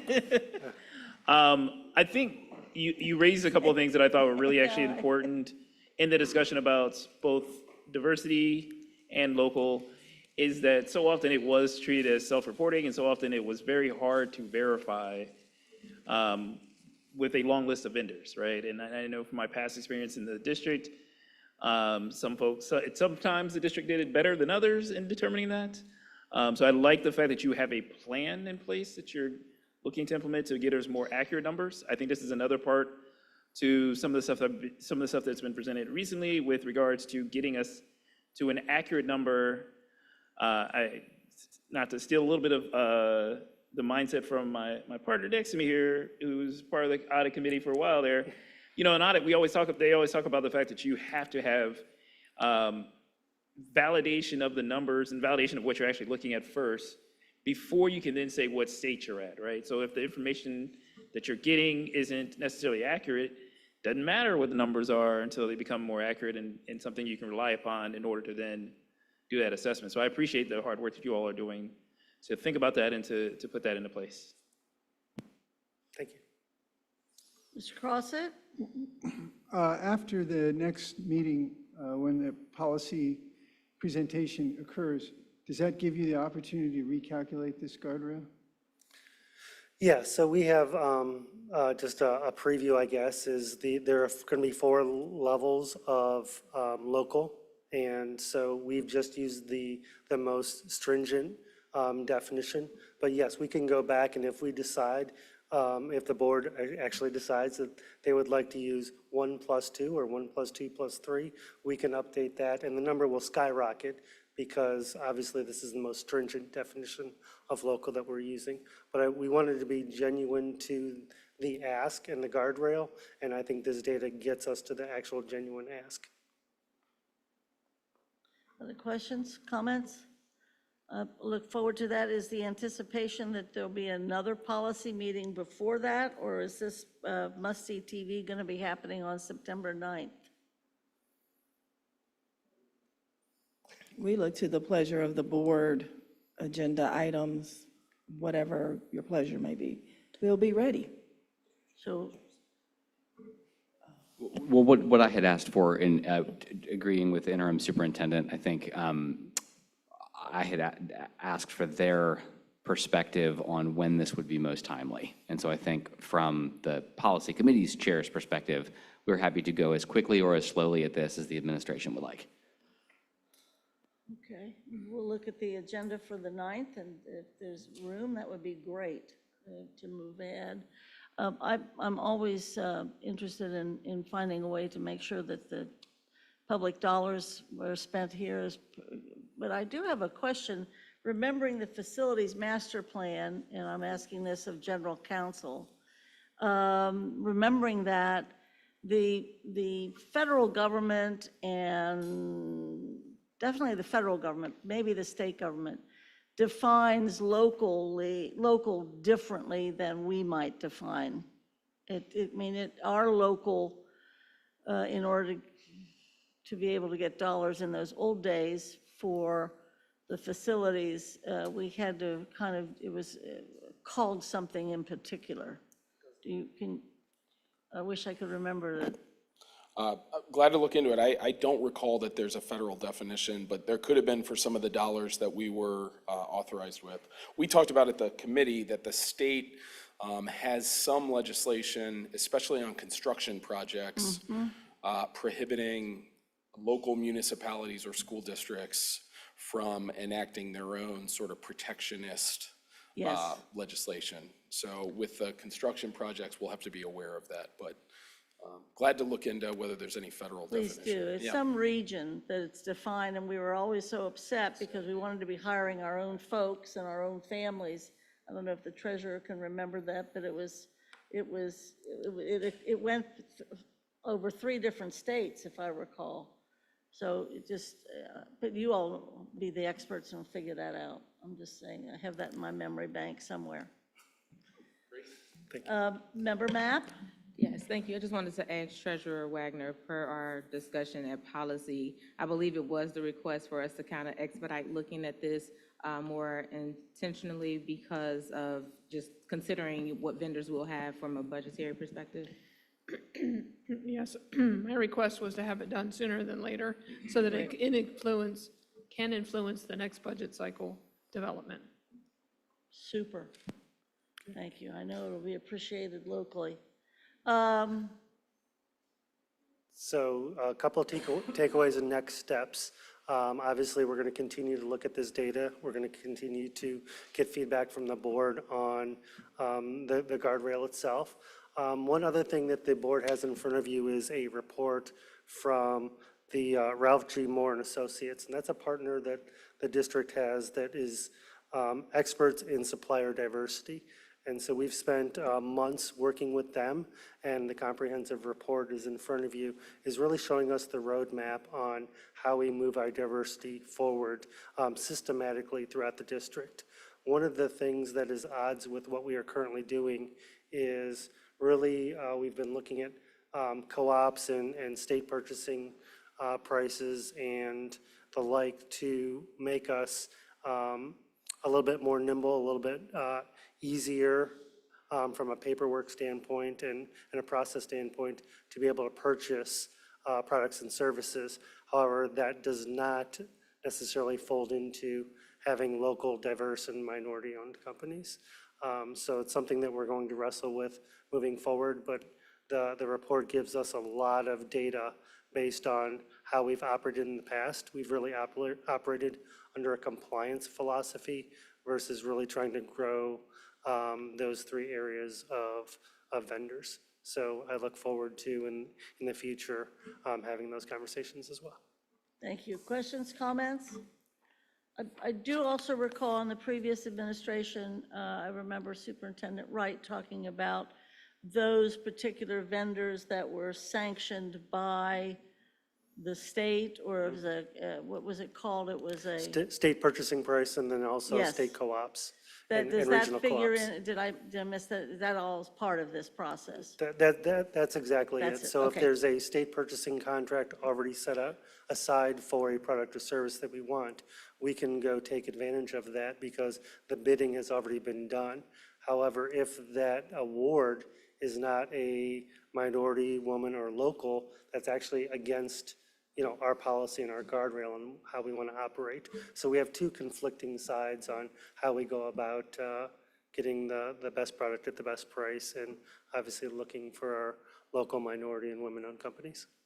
Thank you very much. I would suggest that board members in the most recent magazine or journal from OSBA, there's pages and pages of vendors that are part of that whole arrangement. So it's might be of great interest to us. Thank you. Is that it? All right. Boy, they leave faster than the facilities people left. That must be the administration there out there. We're going to be working at it. Okay. Superintendent, for your next presentation.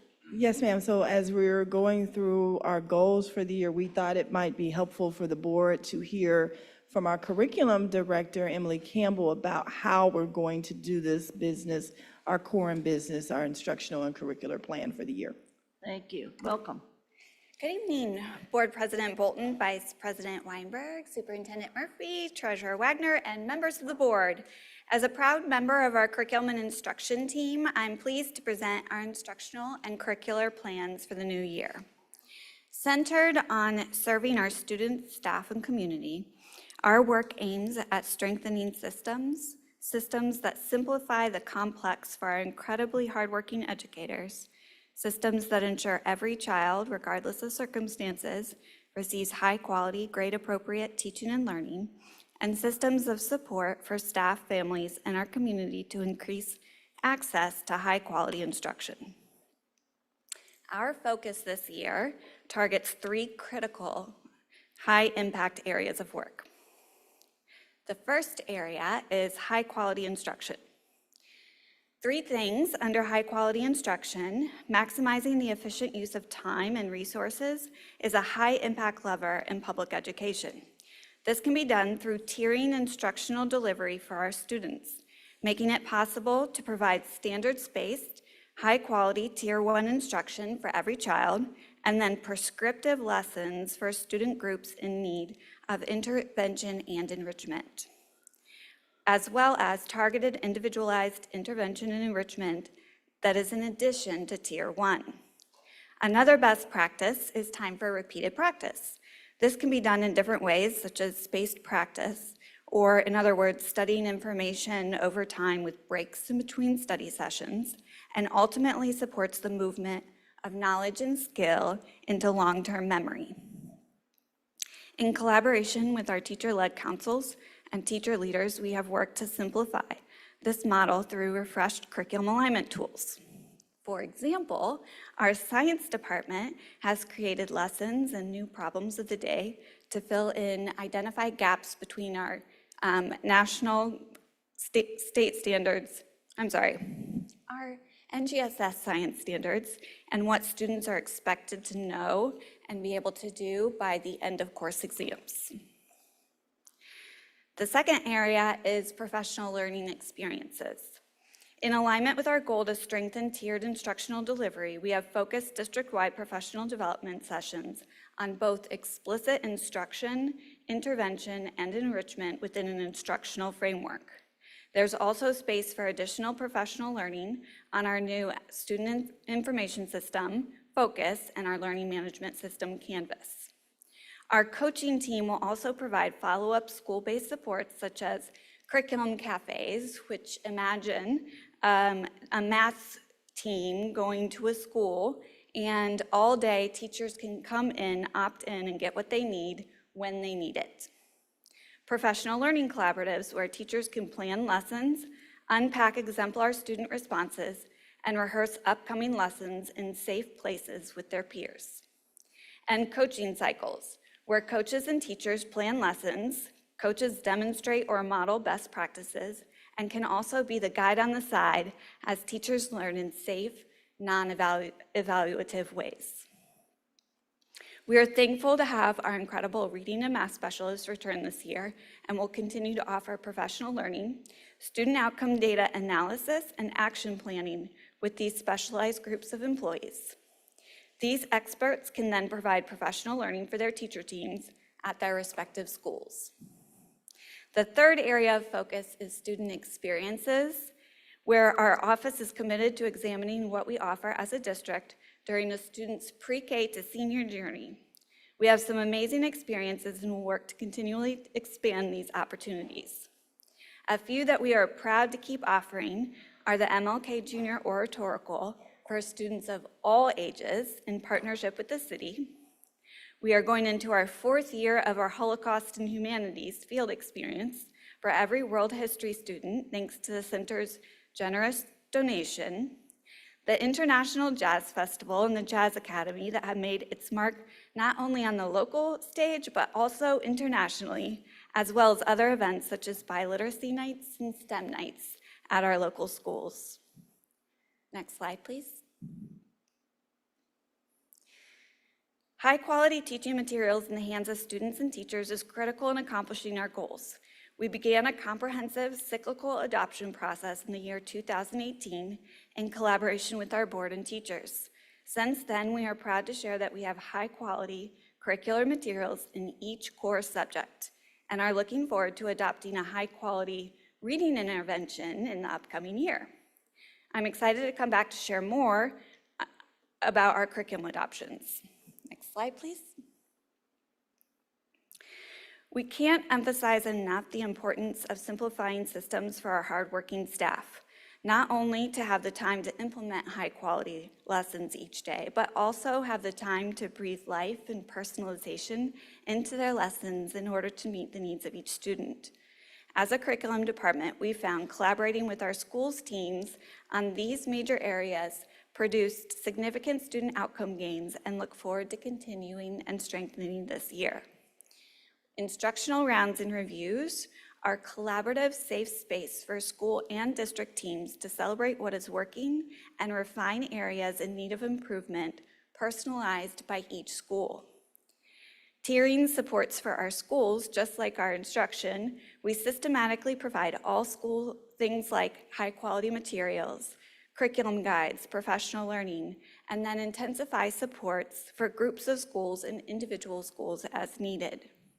We also will host bi-weekly support meetings with our deputy and assistant superintendents in which we collaborate to reflect on what's working and where we might improve building-based services, supports, and resources for our students and staff. Next slide, please. And what's new this year? Harvesting the idea of being the best at getting better from Children's Hospital, we also want to be the best at getting better for students in our care. We're excited to introduce a few new tools and resources for our staff. With every child reading, the research behind the science of reading demonstrates that 95% of children can learn to read, and we aren't there yet. A group of teachers and leaders identified 3 areas to strengthen this year to make this a reality in Cincinnati Public Schools. One is explicit instruction, helping teachers understand that it is more than our students doing I do, we do, you do. It is what is our teacher doing in those 3 spaces. We've also co-designed a 3rd grade toolkit as our 9-year-olds for the first time are going to be taking the OST this fall, and we want them to be very prepared to do their best.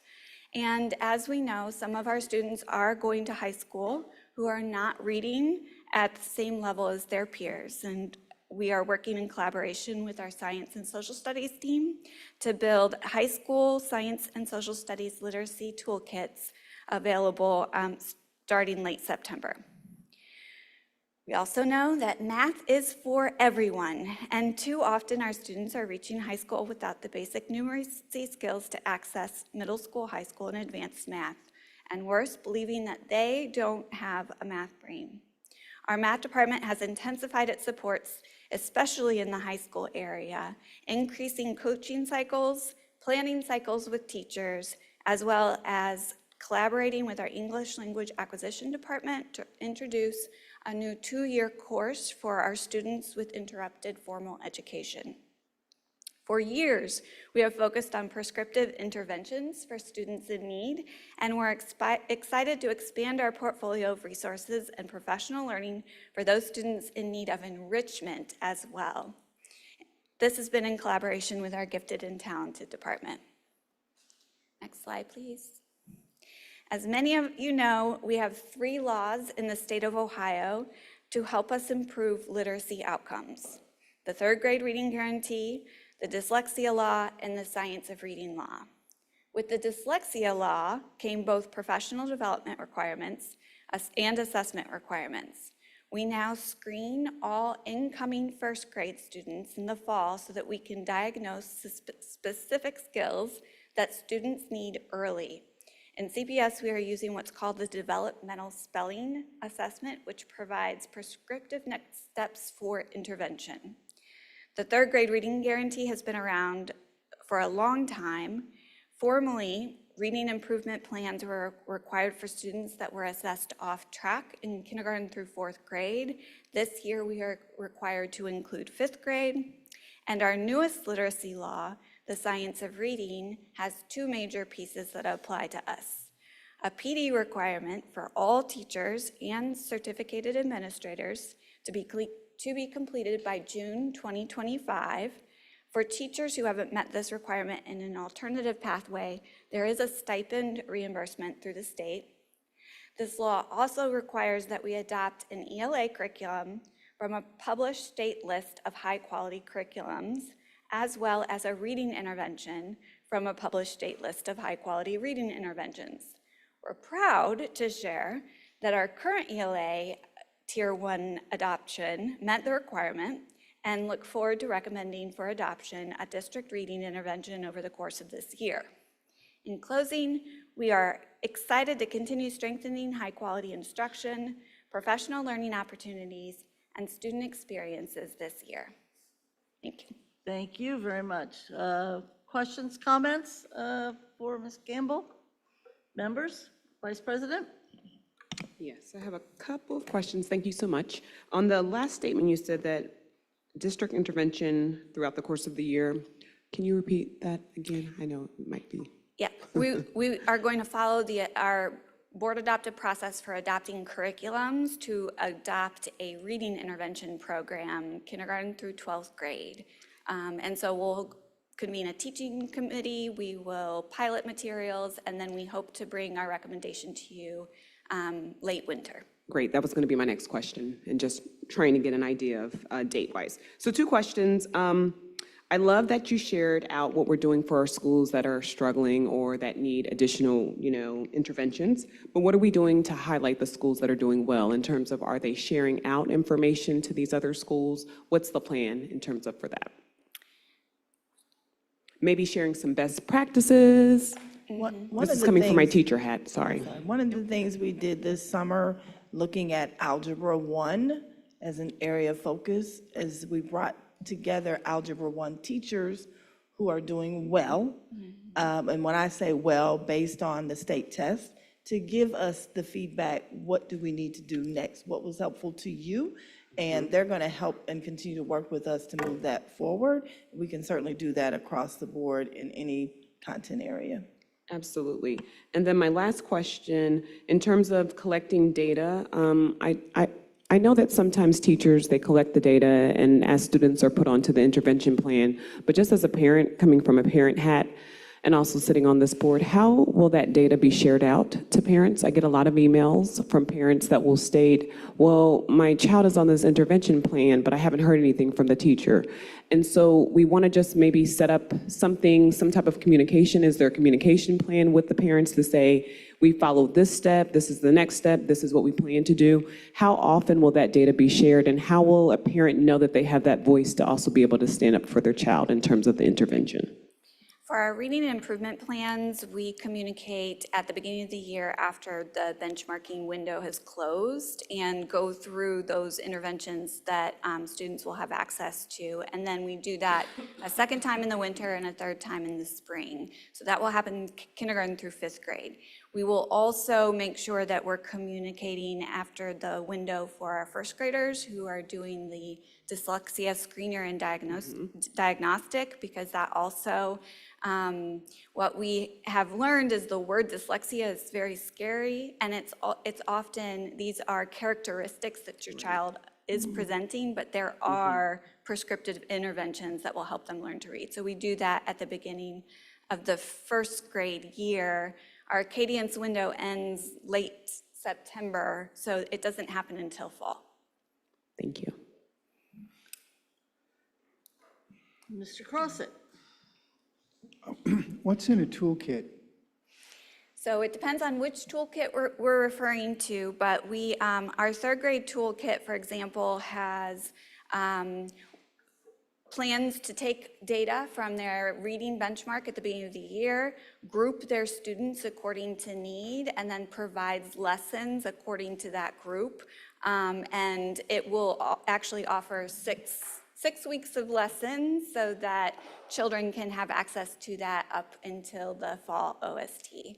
Our gifted toolkit is very similar. It's my students tested in this range, and so they, we want to challenge them just like we're challenging our students who have greater need, and it will have lessons for teachers to access. And I had one other question. So these, as you, this is great information, and it looks like a really good comprehensive program. And thank you for your professionalism to help our students. Do you have trouble when you create new plans like this, getting them implemented with the teachers? Or is there resistance that is systemic, or is it just individual, and maybe there's none? So I think learning new things is hard, especially in a system where you have very little time in the day where you're not responsible for students. And so that's why I really want to give a shout out to our instructional coaches. Once we do our professional development with teachers, they are in schools, in the field, modeling, helping teachers who, it sounded like it was going to be a perfect, easy thing, but now that I'm in front of my students, X, Y, and Z is happening, and I don't know how to respond. And so our instructional coaches are key in that, because we are all human, and many of us come to work to do our very best, and learning new things on the job is a very difficult thing. Mr. Lindy. Thank you. I really appreciate the update. One of the things that I love about our approach at CPS is the adoption of high-quality curriculum across so many different, or all grades and subject levels. I want to say thank you to you and the team who have done that, not just recently, but over the last several years. I think that is great, and I think it's a critical first step to get kids what they deserve. I think my only question was, if you had to highlight the 3 or so, could be 2, could be 4, small number, of things that are most different about this from last year. Could you talk through what those differences are? I think I would start with how we have contextualized the use of the high quality materials in our CPS classrooms. So it's one thing to adopt new curriculum, and it's another thing to help teachers understand when and how to use it in the confines of whatever their bell is. So like a 15-minute bell, when the high quality curriculum says that the average lesson is going to take 60 minutes. And so we have created what are called instructional frameworks that help narrow teachers' focus from the beginning of the bell to the end of the bell so that they can implement that high-quality material well. We have also spent a lot of time with our coaching team on what it means to design instructional goals with teachers, and then what it means to model and demonstrate and chunk that, and then follow up and support. I think those are the two things that I'm most excited about in this upcoming year related to that. I appreciate that. If I could ask one follow-up question. My hypothesis is that we've had to say goodbye to some things and not do a series of things that we would do on the supporting strong instruction front, if for no other reason than we lost a bunch of federal money. Are there some of those changes that are here also? So last year we would have been doing A, B, C, and D. This year we're not able to do A, B, C, and D because of the absence of those funds. Yeah, I think the thing that we saw a lot of participation in last year was we hosted after-school professional developments and Saturday professional developments where we could pay teachers to come in on their own time. And ESSER allowed us to do a lot of that, which we won't be able to do this year. And so we have to be a lot more intentional about those embedded supports during the workday. Thank you. Other questions, comments? Member Mapp. Yes, thank you for the presentation. My question is around what supports are we actively using, or what resources are we actually using to maybe provide more context to what you have shared with this update? So I know we've used iReady or MyPath. Like, what are some specific supports that's helping to strengthen the use of our curriculum? So going back to board member Lindy's question, we have built, like, the instructional frameworks are grade level specific, content specific, and also content agnostic, because we do have elective teachers and things like that that will benefit them. Am I hitting your question, or? Well, I'm just curious, from the presentation, in my experience, it felt very high, so I'm trying to have us bring it down to not only us for board members, but also parents or anyone that's listening to understand how we're really utilizing the curriculum that we currently have as it applies to this high-quality instruction, if that makes sense. Yes. So for example, some teachers do stations to break down what the needs of the kids are. Some kids may need more time with the teacher. Is this helpful, Board Member Mapp? No, so what I'm sorry. asking is, so we're talking about the curriculum that we currently have. How are we making sure that we're efficiently and effectively utilizing the curriculums that we've adopted? Well, one of the things we do is classroom walkthroughs. Principals do daily, weekly classroom visits, giving real-time feedback to teachers, and then they talk with their departments and their ILTs about what they're seeing in the classroom, and then they put in supports to help them. Then at the district level, we'll also do learning walks, visiting schools, visiting classrooms that are content-specific, giving feedback. Okay. And so with that, so as in terms of giving that specific feedback, we're ensuring that there's alignment with what the teachers are doing and what the principals are expected to see the teachers doing in the classroom and having a That's conversation correct. about that. So we're very clear about, for example, the pacing, where they should be in terms of the curriculum with what should be taught in the classroom. As a principal, you might walk in the room and you have this calendar that has been shared, that they've been trained on, and you would expect to see them in X spot on that calendar. If they're not, then there's a conversation. If there is support needed to help with that, there are coaches available to support. And how are we tracking or planning on tracking that in terms of the data? So we know that these are the maybe specific things that they're doing in the classrooms or in the schools, but then how will we get that feedback through the lens of data to make sure that everyone is on track, there's uniformity across the district in terms of pacing? So what I can tell you from the district level, in terms of the assistant soups doing their walkthroughs, two things I'll share. One, they'll be going into the classrooms, they'll come back, they'll have data that can be shared. They will put some things in place as necessary or as needed, and then we'll circle back a little later on to see if the implementation is there. The second thing I'll share is the data conversations that will be held with principals on a regular basis, led by the deputy, the assistant soups, in order to make sure the principals understand what they're looking for and how that's impactful. Okay, thank you. And then my last question, we talked about the dyslexia screening. So I know that there's the initial screening, and you talked about putting some interventions in place, but how do we support our families if they do receive that notice that their child has been identified, not diagnosed, but identified as showing concerns pertaining to dyslexia? How do we then follow up to provide that support or next steps to maybe ensure having some assessments being done to maybe confirm a diagnosis or not confirm, right, the diagnosis? How do we support our families in that? So we, many of our reading specialists, when students are identified as off track and then diagnosed, we use our diagnostic to determine what skills that they need. Reading specialists will progress monitor, or the classroom teacher will progress monitor against that skill to regularly communicate with families. We don't diagnose dyslexia itself, but the characteristics of a child who has dyslexia and a child who is not reading is so similar that research tells us that the interventions will help both.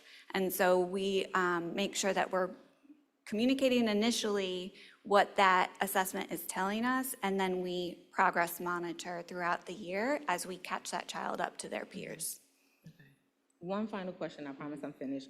With the REMP plans, how do we involve our students in that process? Because yes, they may identify as needing support, but how do we help them take ownership of reaching the goal that maybe they have in terms of reading or improving? So for our RIMPs are not as student-friendly as what we would hope, but our curricular resources are incredibly student-friendly. And so we have in iReady, for example, a personalized program called My Path, and it has the cute little animals that teachers can work with their students to individually goal set around lesson completion, around minute usage, as well as those benchmarks. There are materials in our curriculum that guide teachers in having those student-to-student conversations. Okay, and just can we make sure that that is something that is maybe more supported throughout our conversations with teachers and parents and students?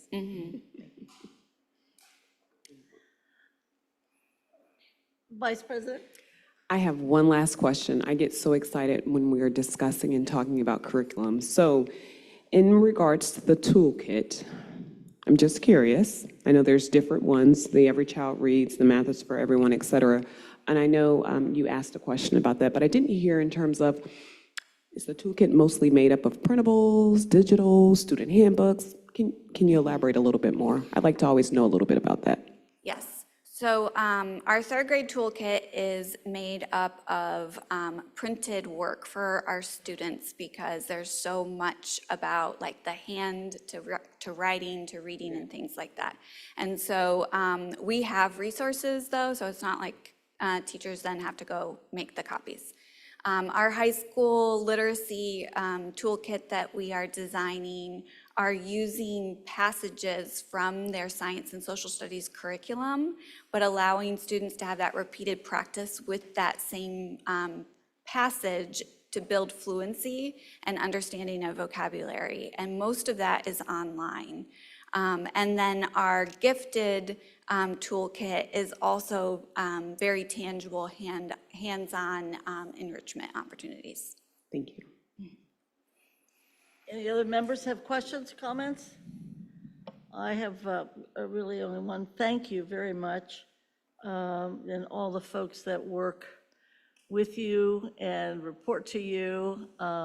It's just extensive work that is being done, hard work, very tedious as well as visionary. We appreciate it so greatly.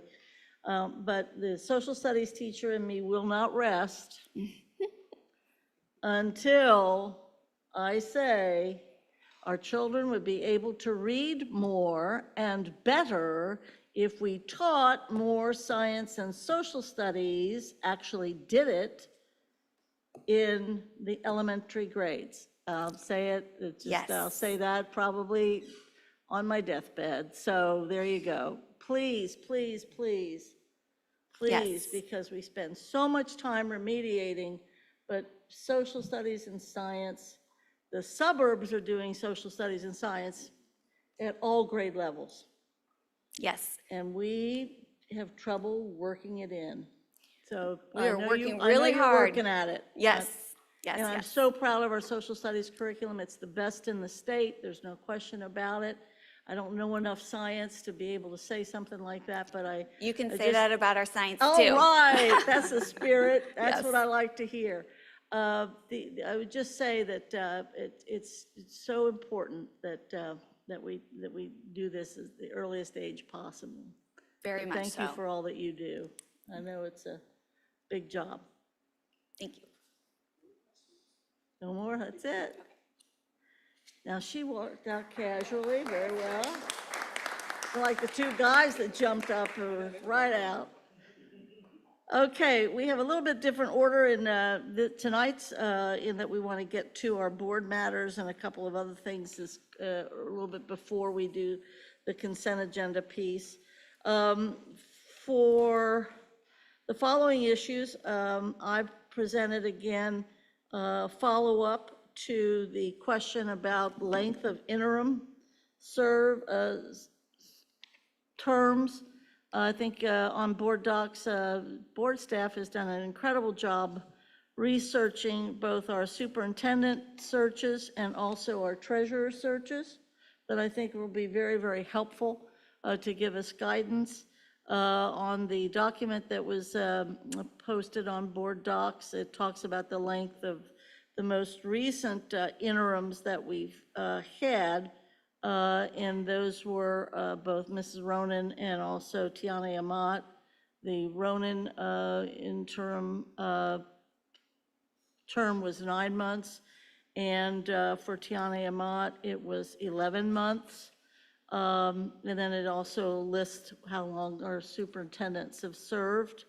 I just wanted to make sure we shared that with the board, if you wanted to talk a little bit more about that, because I know we are discussing about having a superintendent search, talking about having obviously a treasurer search, not wanting to have both of them be at the same time necessarily. I think that's where is that right, Mr. Craig, that's sort of where the discussion was?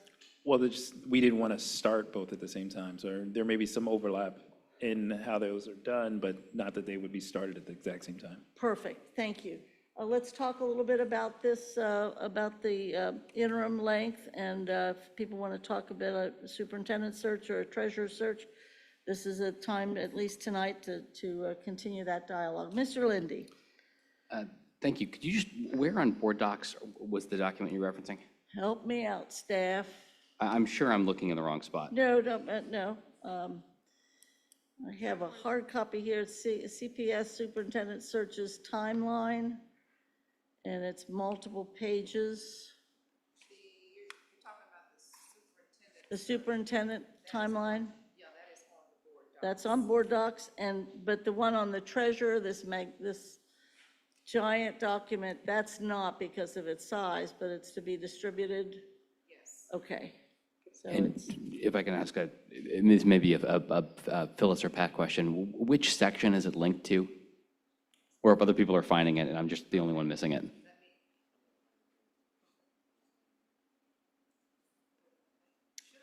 I have a hard copy.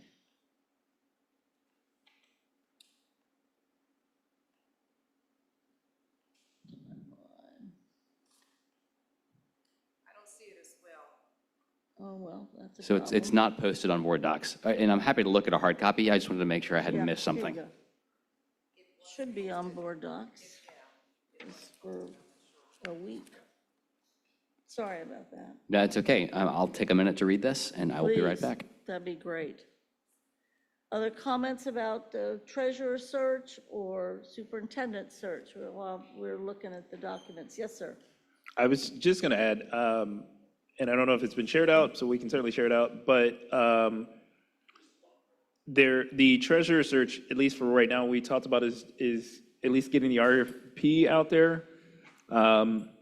And I think this for the board consideration, this is really for us to be, one, getting a vendor, because I think this search is going to actually probably be probably the smaller of the two options, just because of the requirements that are required to be a treasurer in the state of Ohio, because wonderful Ohio loves to make things more difficult.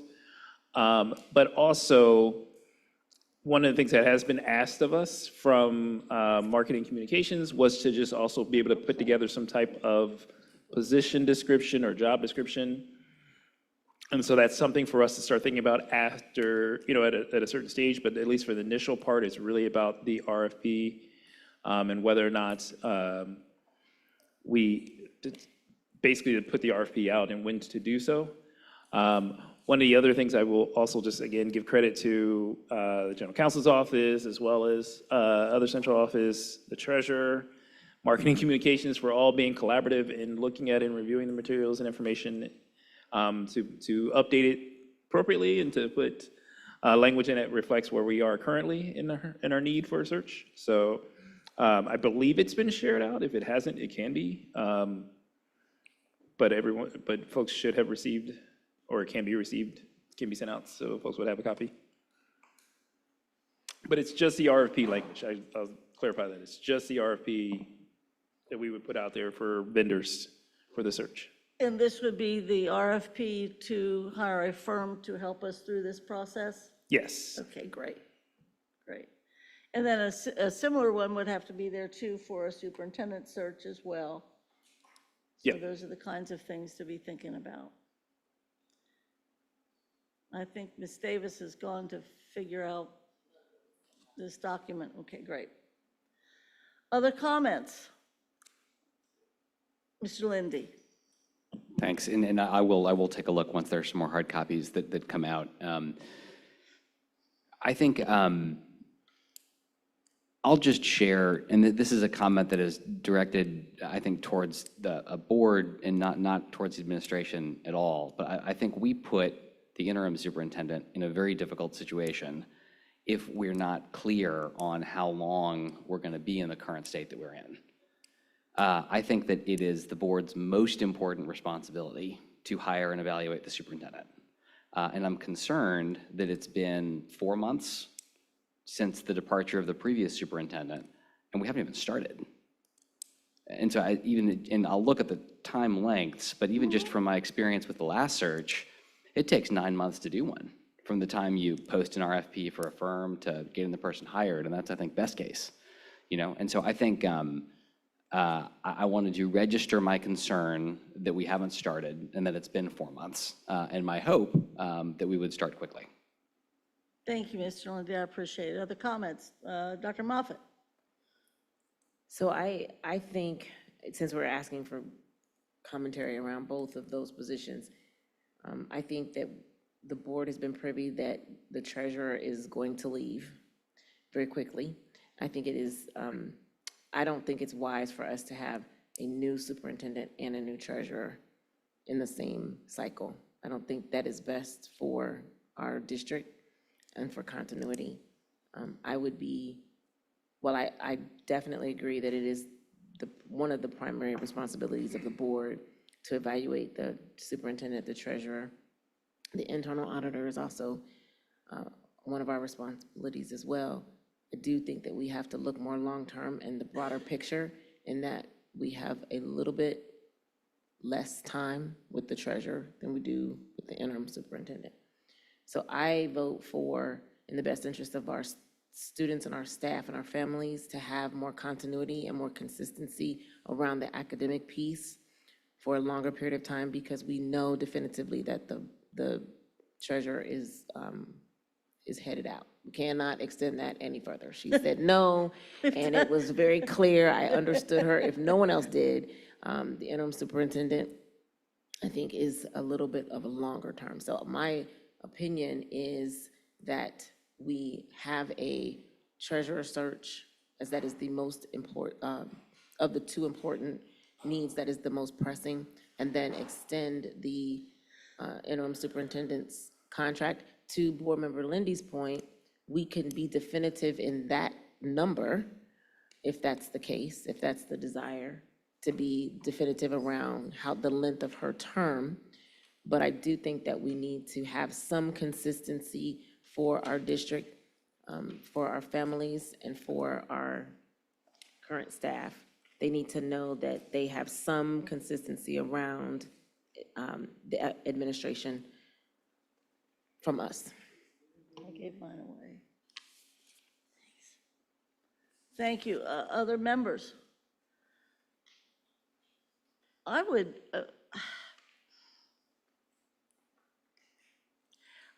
add to the discussion, I hope it's an add anyway, the fact that unfortunately the previous superintendent left after 2 years, and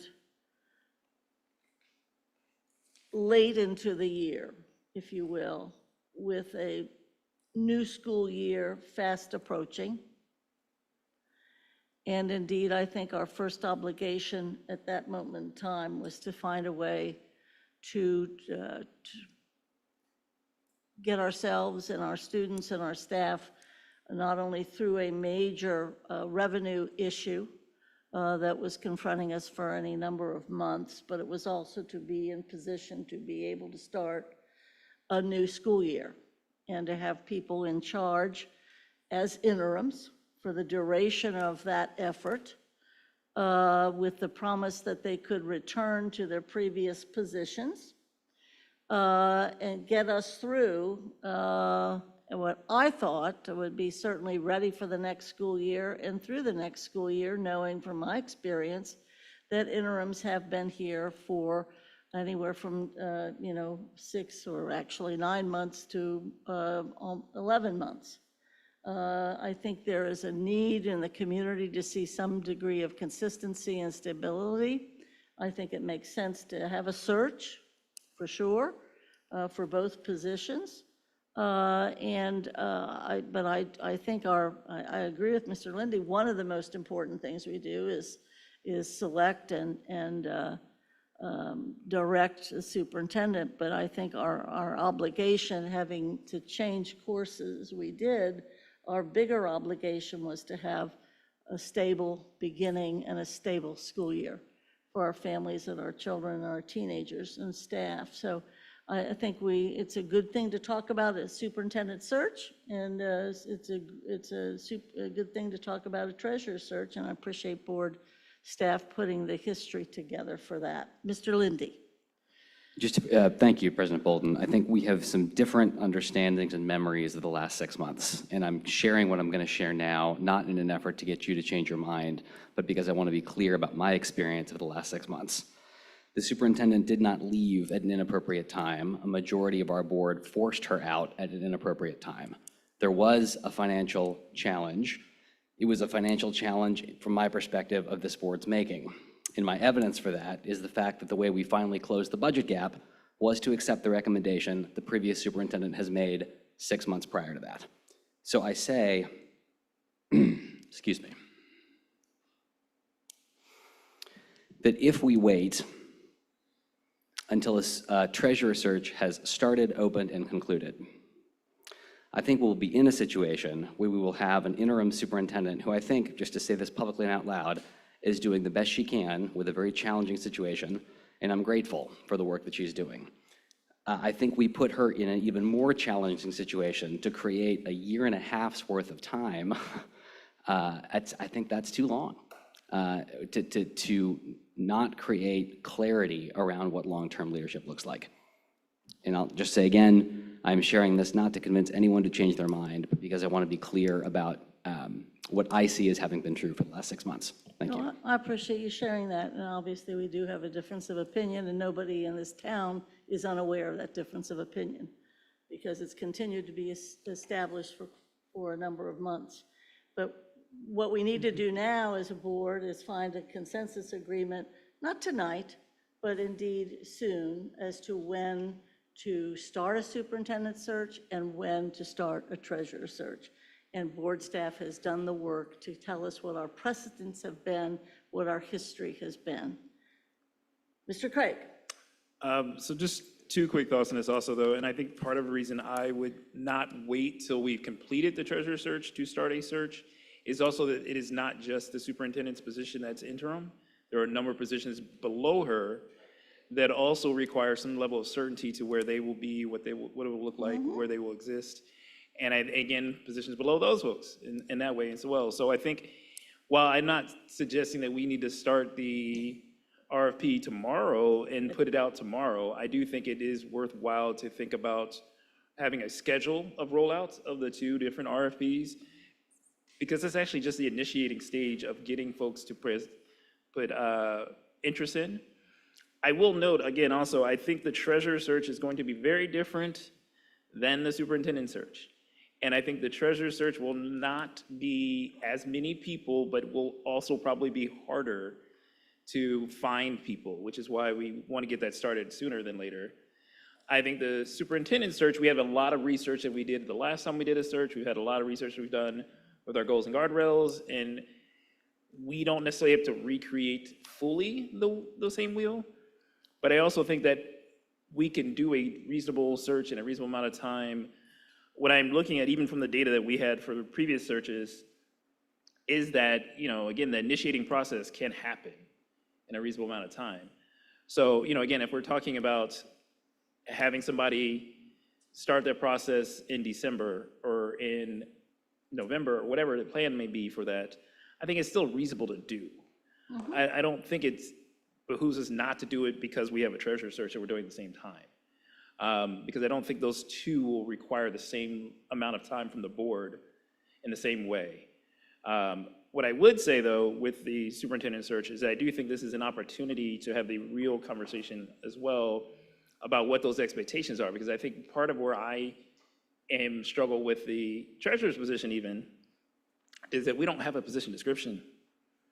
Like, if we're not doing all the other stuff that would really make us sound like we have this plan, this is what we're looking for the superintendent, right? What is this role supposed to look like? What are we asking of the superintendent this time around?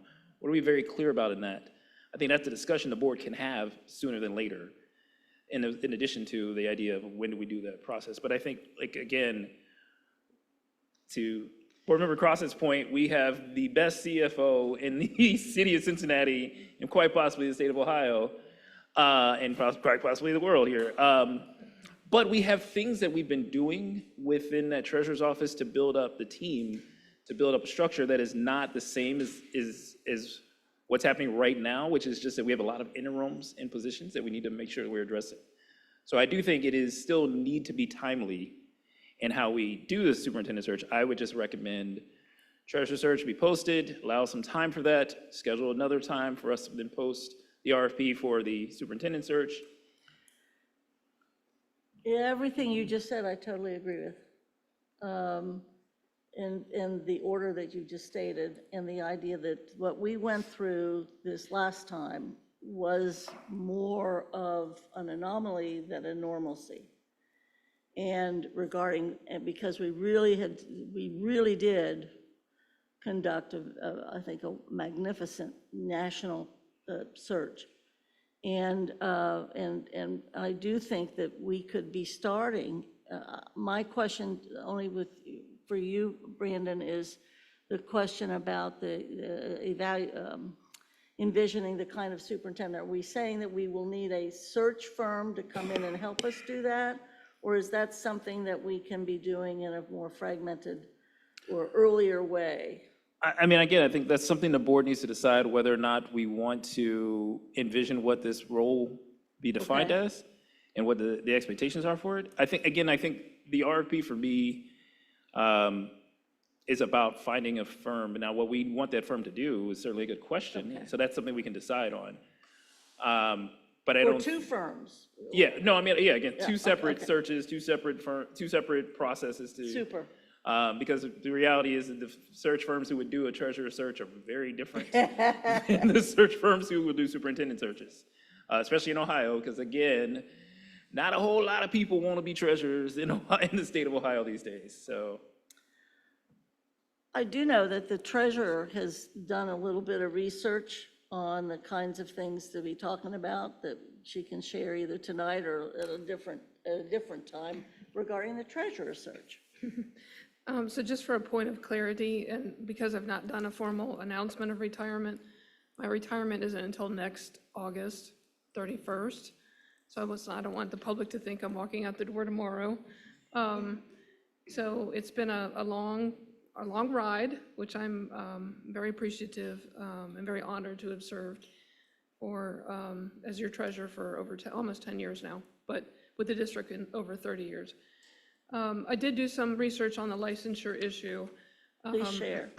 So there is no such thing as a temporary or a pending license. I was investigating on whether somebody from out of state could come in and apply and then start work, or somebody from the business community. As we know, Cleveland had a rather unorthodox search and found their treasurer from the prison system. Not that he was an inmate, but that he was the CFO of the prison system, and he's doing a great job. Oh, well. I talk to him at least weekly. But so the Ohio licensure rules that you have to have an Ohio license, you have to have a business degree or related, and you have to have, in addition to that, take the school law and the school finance class in Ohio. In addition to that, you have to have some field work, and the majority of newbie treasurers that are coming up have to have 300 hours of field work in a bunch of different areas under a licensed treasurer. Or if you're coming from corporate America, some of your work experience could be applicable if you're in a leadership, executive, financial job, and they have to have a letter certifying that you did that so many years from their boss. So there is a way, it's just harder. Because of the plan to have overlap time period, I think there's a way that if you wanted to get somebody from business community or from out of state, they would have time during this overlap period while still serving as a treasurer for them to get their treasurer's license kind of fast tracked. So it's not easy, but it's doable. And that's of interest to us in expanding the pool that we know is quite shallow regarding treasurers as it exists now. Okay, more so than for superintendents. Vice President? Yes, so I had stepped out of the room, and I know I missed a little bit of the dialogue. Just wanted to kind of go back and make sure I heard correctly. So the thought process, or what some of my colleagues are suggesting, is trying to do the searches at the same time, or doing it as soon as possible? I just wanted to make sure I heard correctly on either of those. I think I missed Mr. Lindy, Board Member Lindy. What was your suggestion for the search? No suggestion. I was just making the point that we put the current interim in a very challenging situation if we have not provided clarity, and I think the sooner the better. Okay. Did you have a suggestion, though, before, in terms of when I was out of a time frame? I thought I heard something. I look forward to hearing what suggestions people have. Okay. General Counsel knows the resolution that we passed regarding the interim position. And if you can recall, just tell us again what it read. I think it was the pro forma one that we've used before, which set an outside time. Yeah, the superintendent's contract, as well as the other interim contracts that the district has entered into, go through the 24-25 school year unless and until the board selects a permanent superintendent. And at that time, if the superintendent is chosen, the board would enter into a new contract with her. If someone else is chosen, there'd be the folks in those positions would revert back to their previous positions unless determined by the permanent superintendent to continue in those positions. Thank you. Yes. Any questions for General Counsel? Nope. Okay, well, let's move to the, Jim? Just wanted to comment how blessed we are that in this situation where we had a superintendent leave, not in the ordinary timing, how blessed we are to have the school year start with such great esprit de corps of this team that I've been able to observe. I've just been here a few weeks, but this has been a nice kickoff of the school year. Every place I've gone and all the people I've talked to, there's good, positive feelings. And so even though we're in a situation with an interim who had to sort of jump in, with, I saw on the chart, 5 days notice or something like that, we're just be thankful for blessed where we are today. I just wanted to acknowledge that. Thank you, Mr. Crossan. I think we all agree to that with that. So we moved from that. We've talked briefly, real quickly about the treasurer search. How did you want to proceed with the RFP, Mr. Craig? So I did we still have to finish updating the actual Okay. data, the form itself, because there were some information that was from I guess, last time we've done a search, and so it doesn't actually accurately reflect where the district is right now. So we're just that language is being updated. It's already been provided by Catherine and our marketing and communications folks. So we're just waiting for it to get updated in the RFP. But if folks are on board with that, then I think we could probably bring it at the September 9th, or what is it? September 3rd? 9th would be the 9th, next or whatever one. the next one is. Oh yeah, that's right, second's the Labor Day. September 9th meeting to officially, for the board to take an action to vote to extend the RFP out there, and then. For the treasurer? Yes, for the treasurer Okay, search. all right. And then at a later date, do the same for a superintendent search? I would imagine so, yes. Okay, thank you. So that takes care of our treasurer search piece. Wait, I just. Oh, I'm sorry. Can you restate what you said, Board Member Craig, because I think you may have answered what I was going to ask. Yeah, so what we would do is take a vote to approve the RFP at the September 9th. Once it's been fully updated, it would be shared out to everybody before then. And then later, we would do a similar deal for the superintendent search, once we figure out what we want to have the search firm do for us, make that RFP and then go through that process as well. Okay. Do we anticipate how far out later looks like, or is just a conversation maybe at the next meeting? I think the conversation to get the RFP for the treasurer out there, which is important, and then certainly in the September meeting, whether it be the 9th or the next one, do the same kind of thing and dialogue for the superintendent, if that works. I think the end of September would be certainly the target date, not any later than the end of September. Yeah, and I appreciate that. I think it gives us opportunity to look more into what the timeline and process will entail, and so I can agree with that. Great. Okay, well, thank you.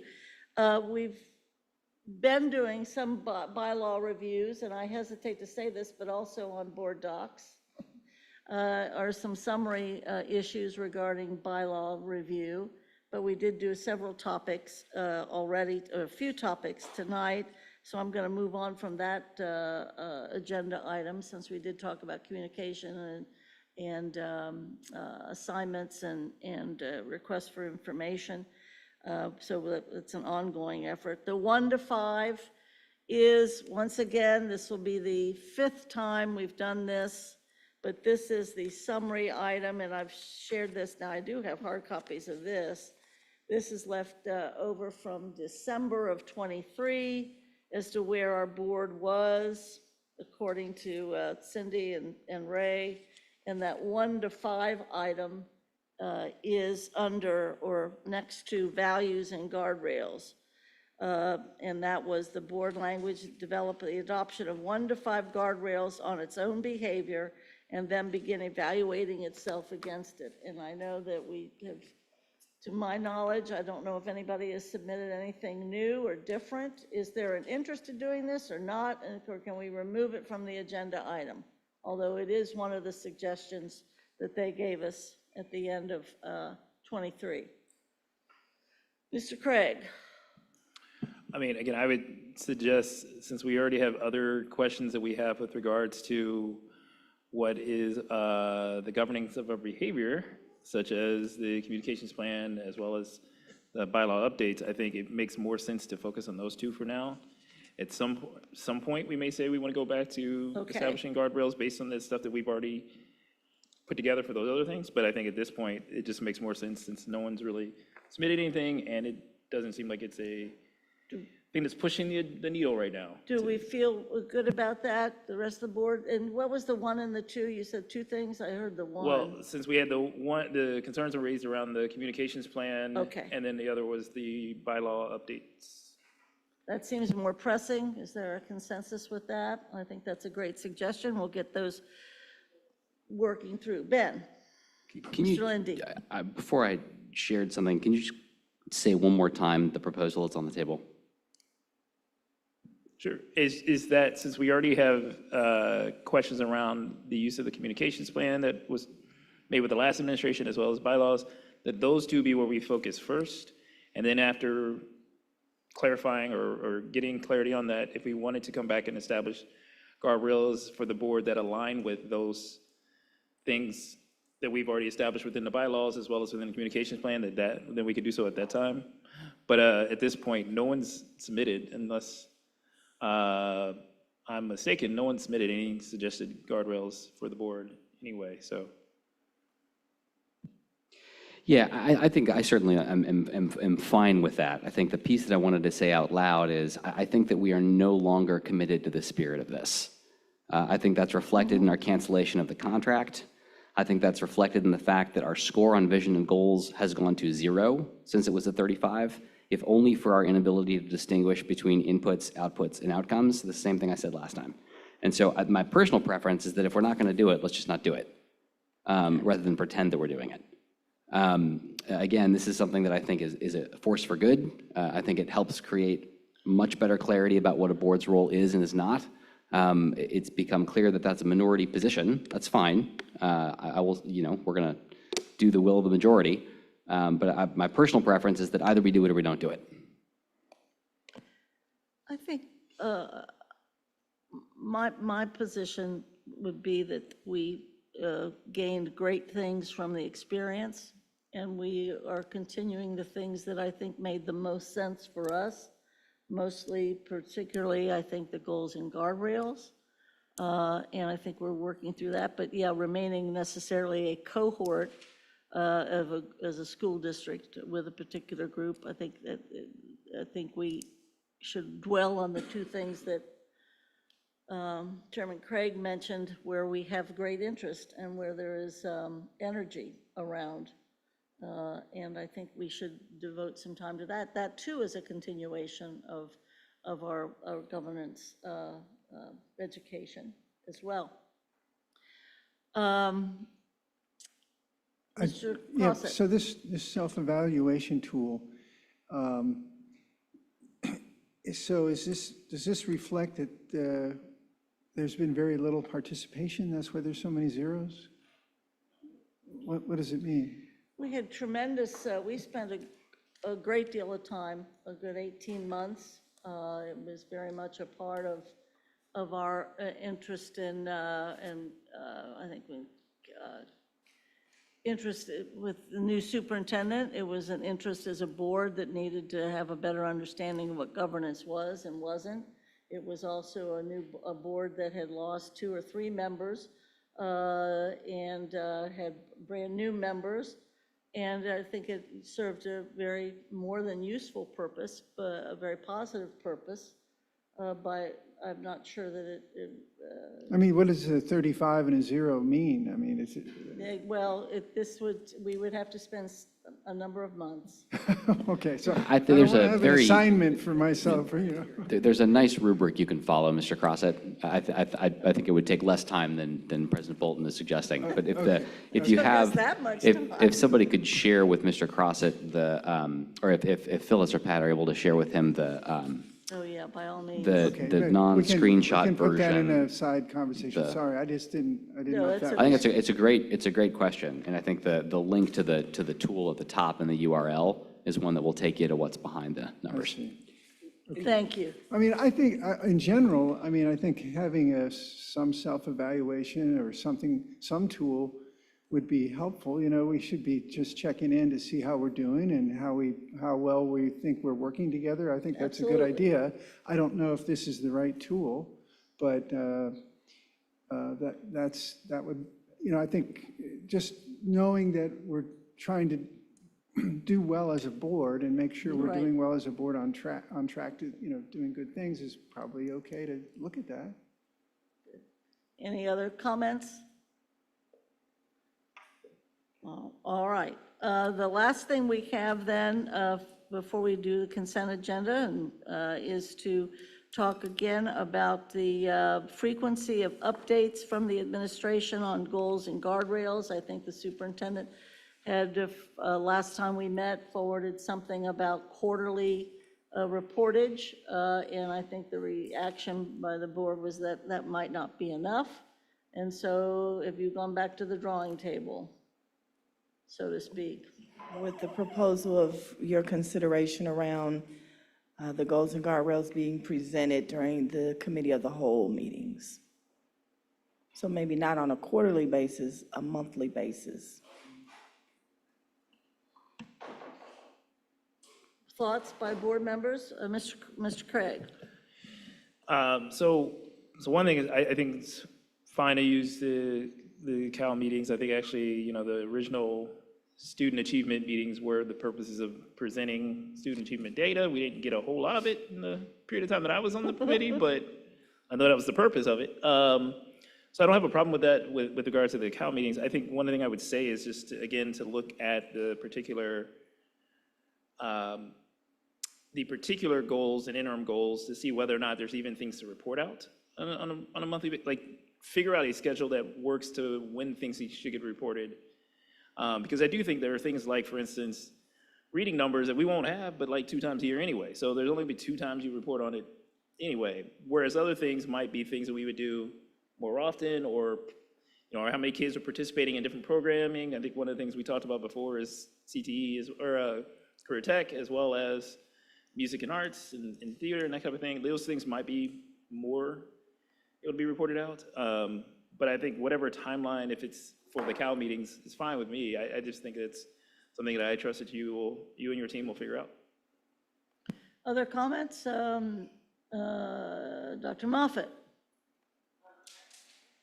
My apologies. I think that I kind of wanted to back us up to the bylaw review, which I had a section about the Cal question, a question about that section. But I think a monthly report is sufficient. I would like to see us be more aligned with what I came in under the original student achievement. Like, we talked about the academics, we talked about the areas of the district that the board has responsibility for that are not necessarily academic, but in addition to. And I would love to see that. I think discipline goes there. I think some of our goal and guardrail extracurricular data goes there too. So I would love to see that on a monthly basis. I think monthly more than quarterly, because I think we need to be aligned with it, but not so far detached from it that we only get it every couple of months. I think that would make us align more with what our responsibilities are as board members, true responsibilities.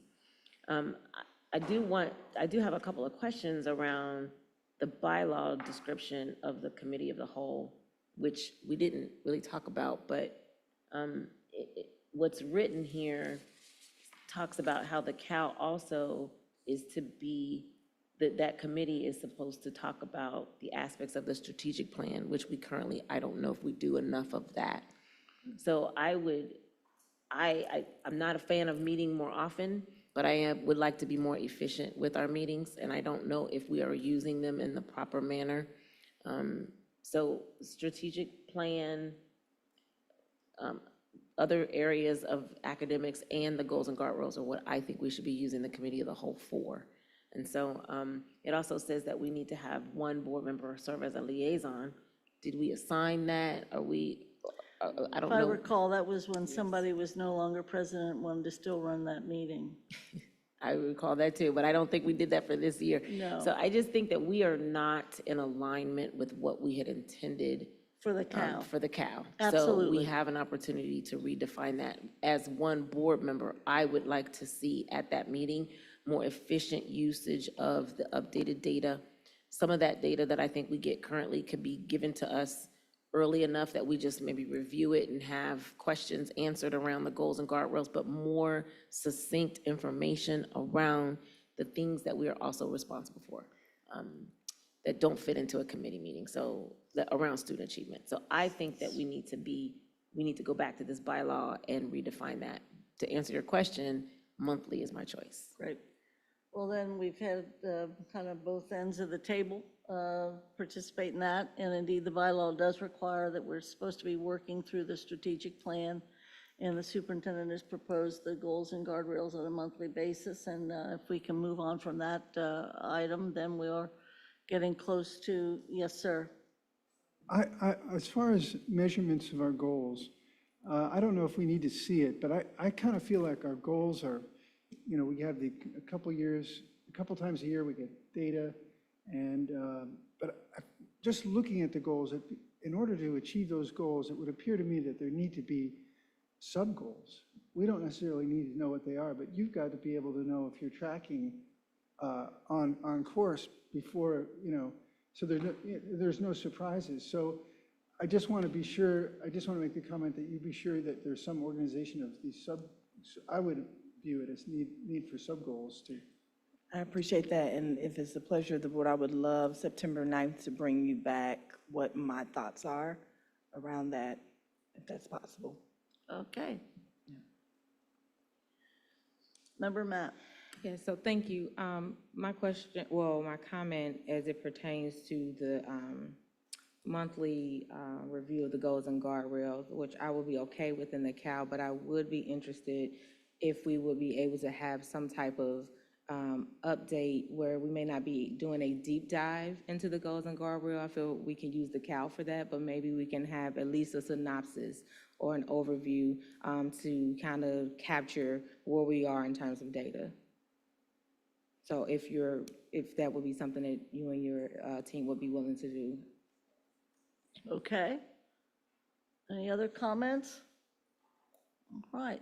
I think we have some agreement and you have some direction. That would be great.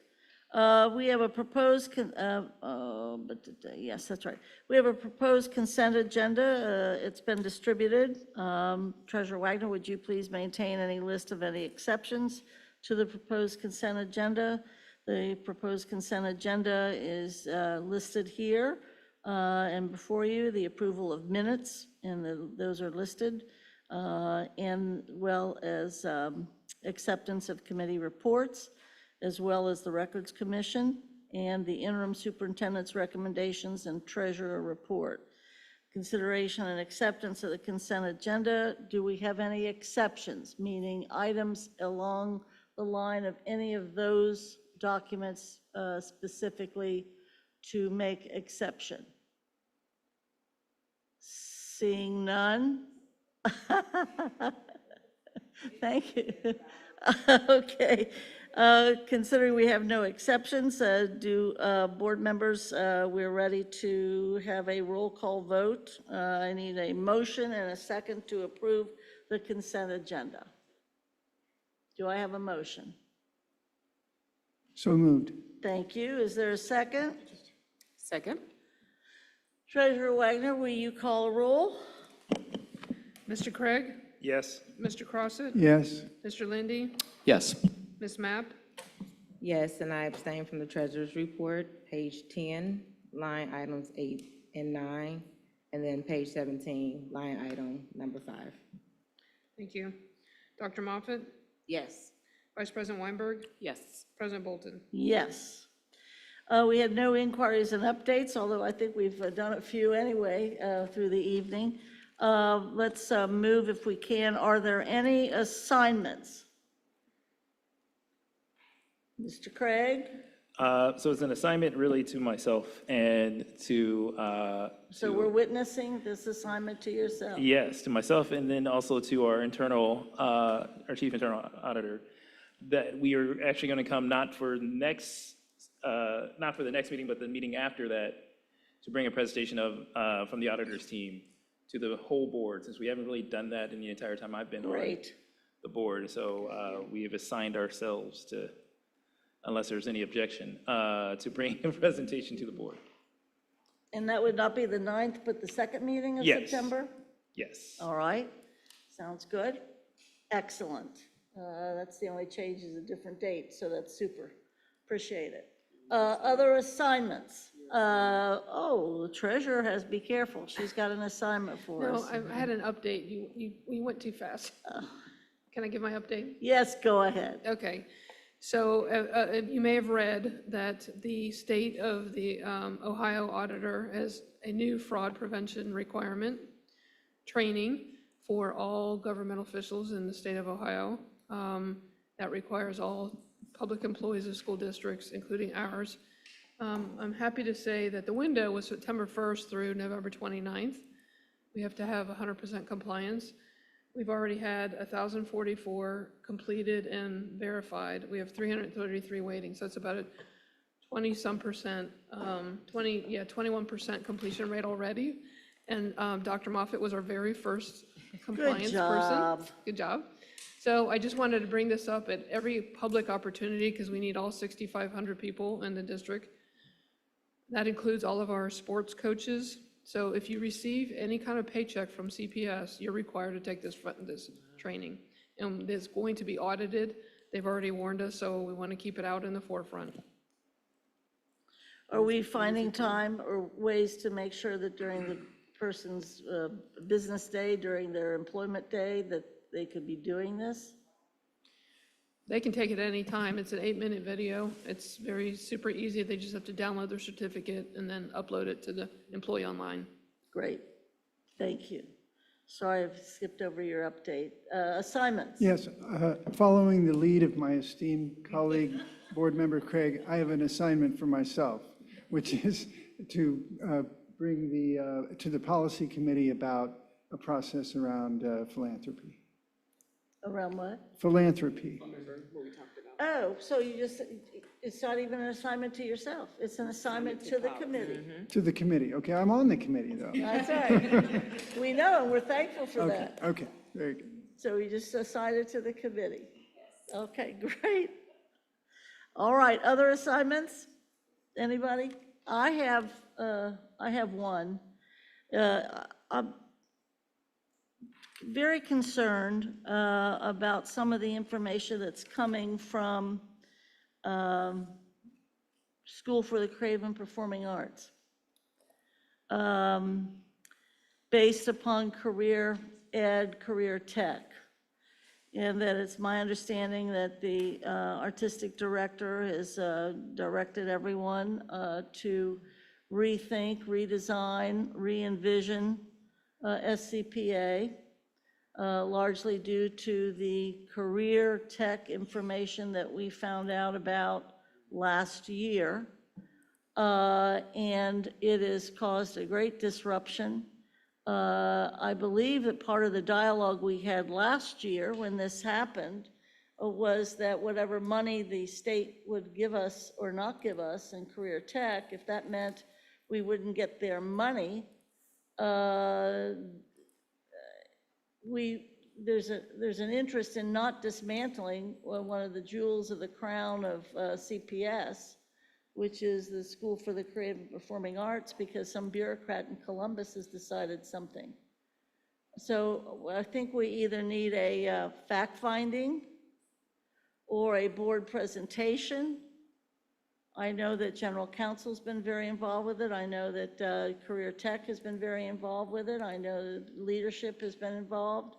But very frankly, it came as a shock to me to know where this had now progressed to, based upon because when we went to Toledo, this didn't seem to be the rule for Toledo, but it seems to be a rule for us. So I don't know, I'd like to make an assignment to the administration to figure out how to update us, because if you're going to dismantle one of our schools, by not saying by saying you can't have auditions and still receive career tech money or whatever, then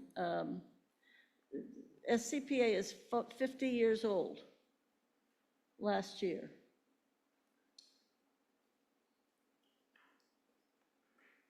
The board needs to be aware of what is going on there. And as far as I know, I mean, the board has not been aware of it. So that's my assignment, to you all figure out how you're going to do that, because decisions are being made and programs and plans are being implemented, literally as we speak. The other one that I have is, On that one, President Bolden? yes, oh, yes. Just point of clarification, are you saying you weren't aware of the potential issue, or you weren't aware of the way that the school is addressing the issue? I think we became aware of the potential issue last winter, spring, whatever it was, whenever that. That's right, that was just. Yeah, This is so we not became new. aware of it, and Yeah. how it happened is, allegedly it was somebody didn't file the right report, and so they got an audit of our school. I don't know how it all happened. We don't care about that. There's plenty of issues there, but right now, something is being implemented in that school that goes to the very core of that school, and its pursuit of excellence. The school has redone itself by delaying auditions and not doing these kind of things that were happening at the early grade level. So now I've received too many just in the last, 72 hours. So I'm not aware of the implementation, but it's according to whatever the state is requiring us to do.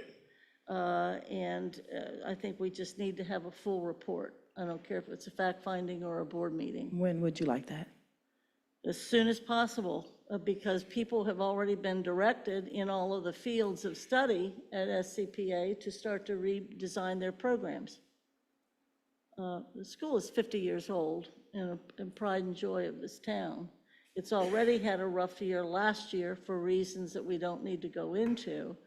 And it is something that we need that money, but we also need to maintain the integrity of that school. And you, having been an assistant over there, and sometime during your career, you'll be in our Laura Mitchell, our superintendent before, was a graduate. So we've got good experts, but the board has been, at least that's my understanding, the board is unaware of how these things are, to your point, being implemented or changed.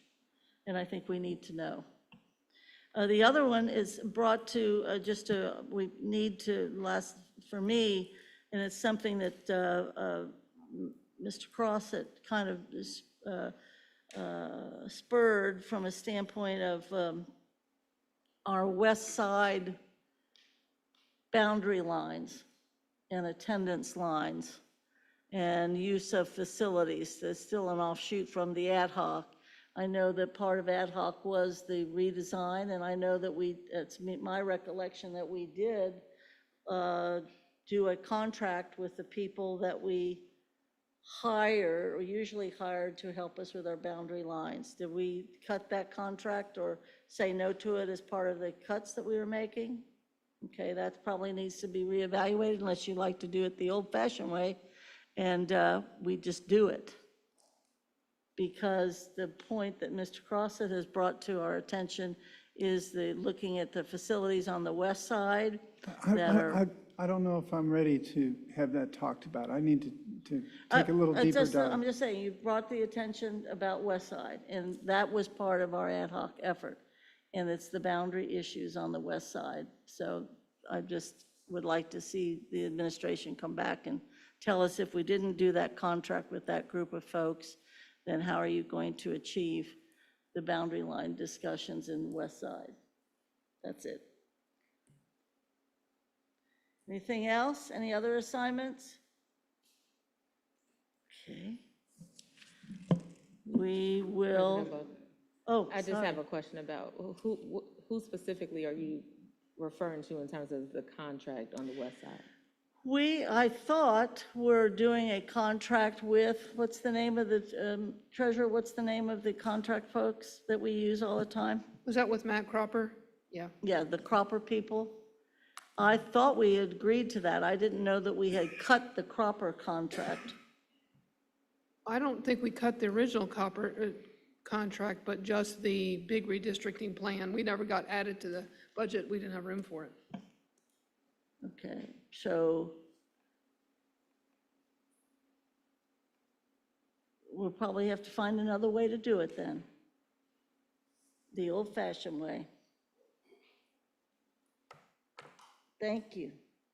I was unaware that we had cut that. I thought that was still proceeding. So it's a group that does, they're fabulous, and we've used them. They're kind of those maps that we put together. That's, yeah. So I'm glad to know that we had cut that. I didn't either. All right, we are entertaining a motion for adjournment. So move. Thank you so much.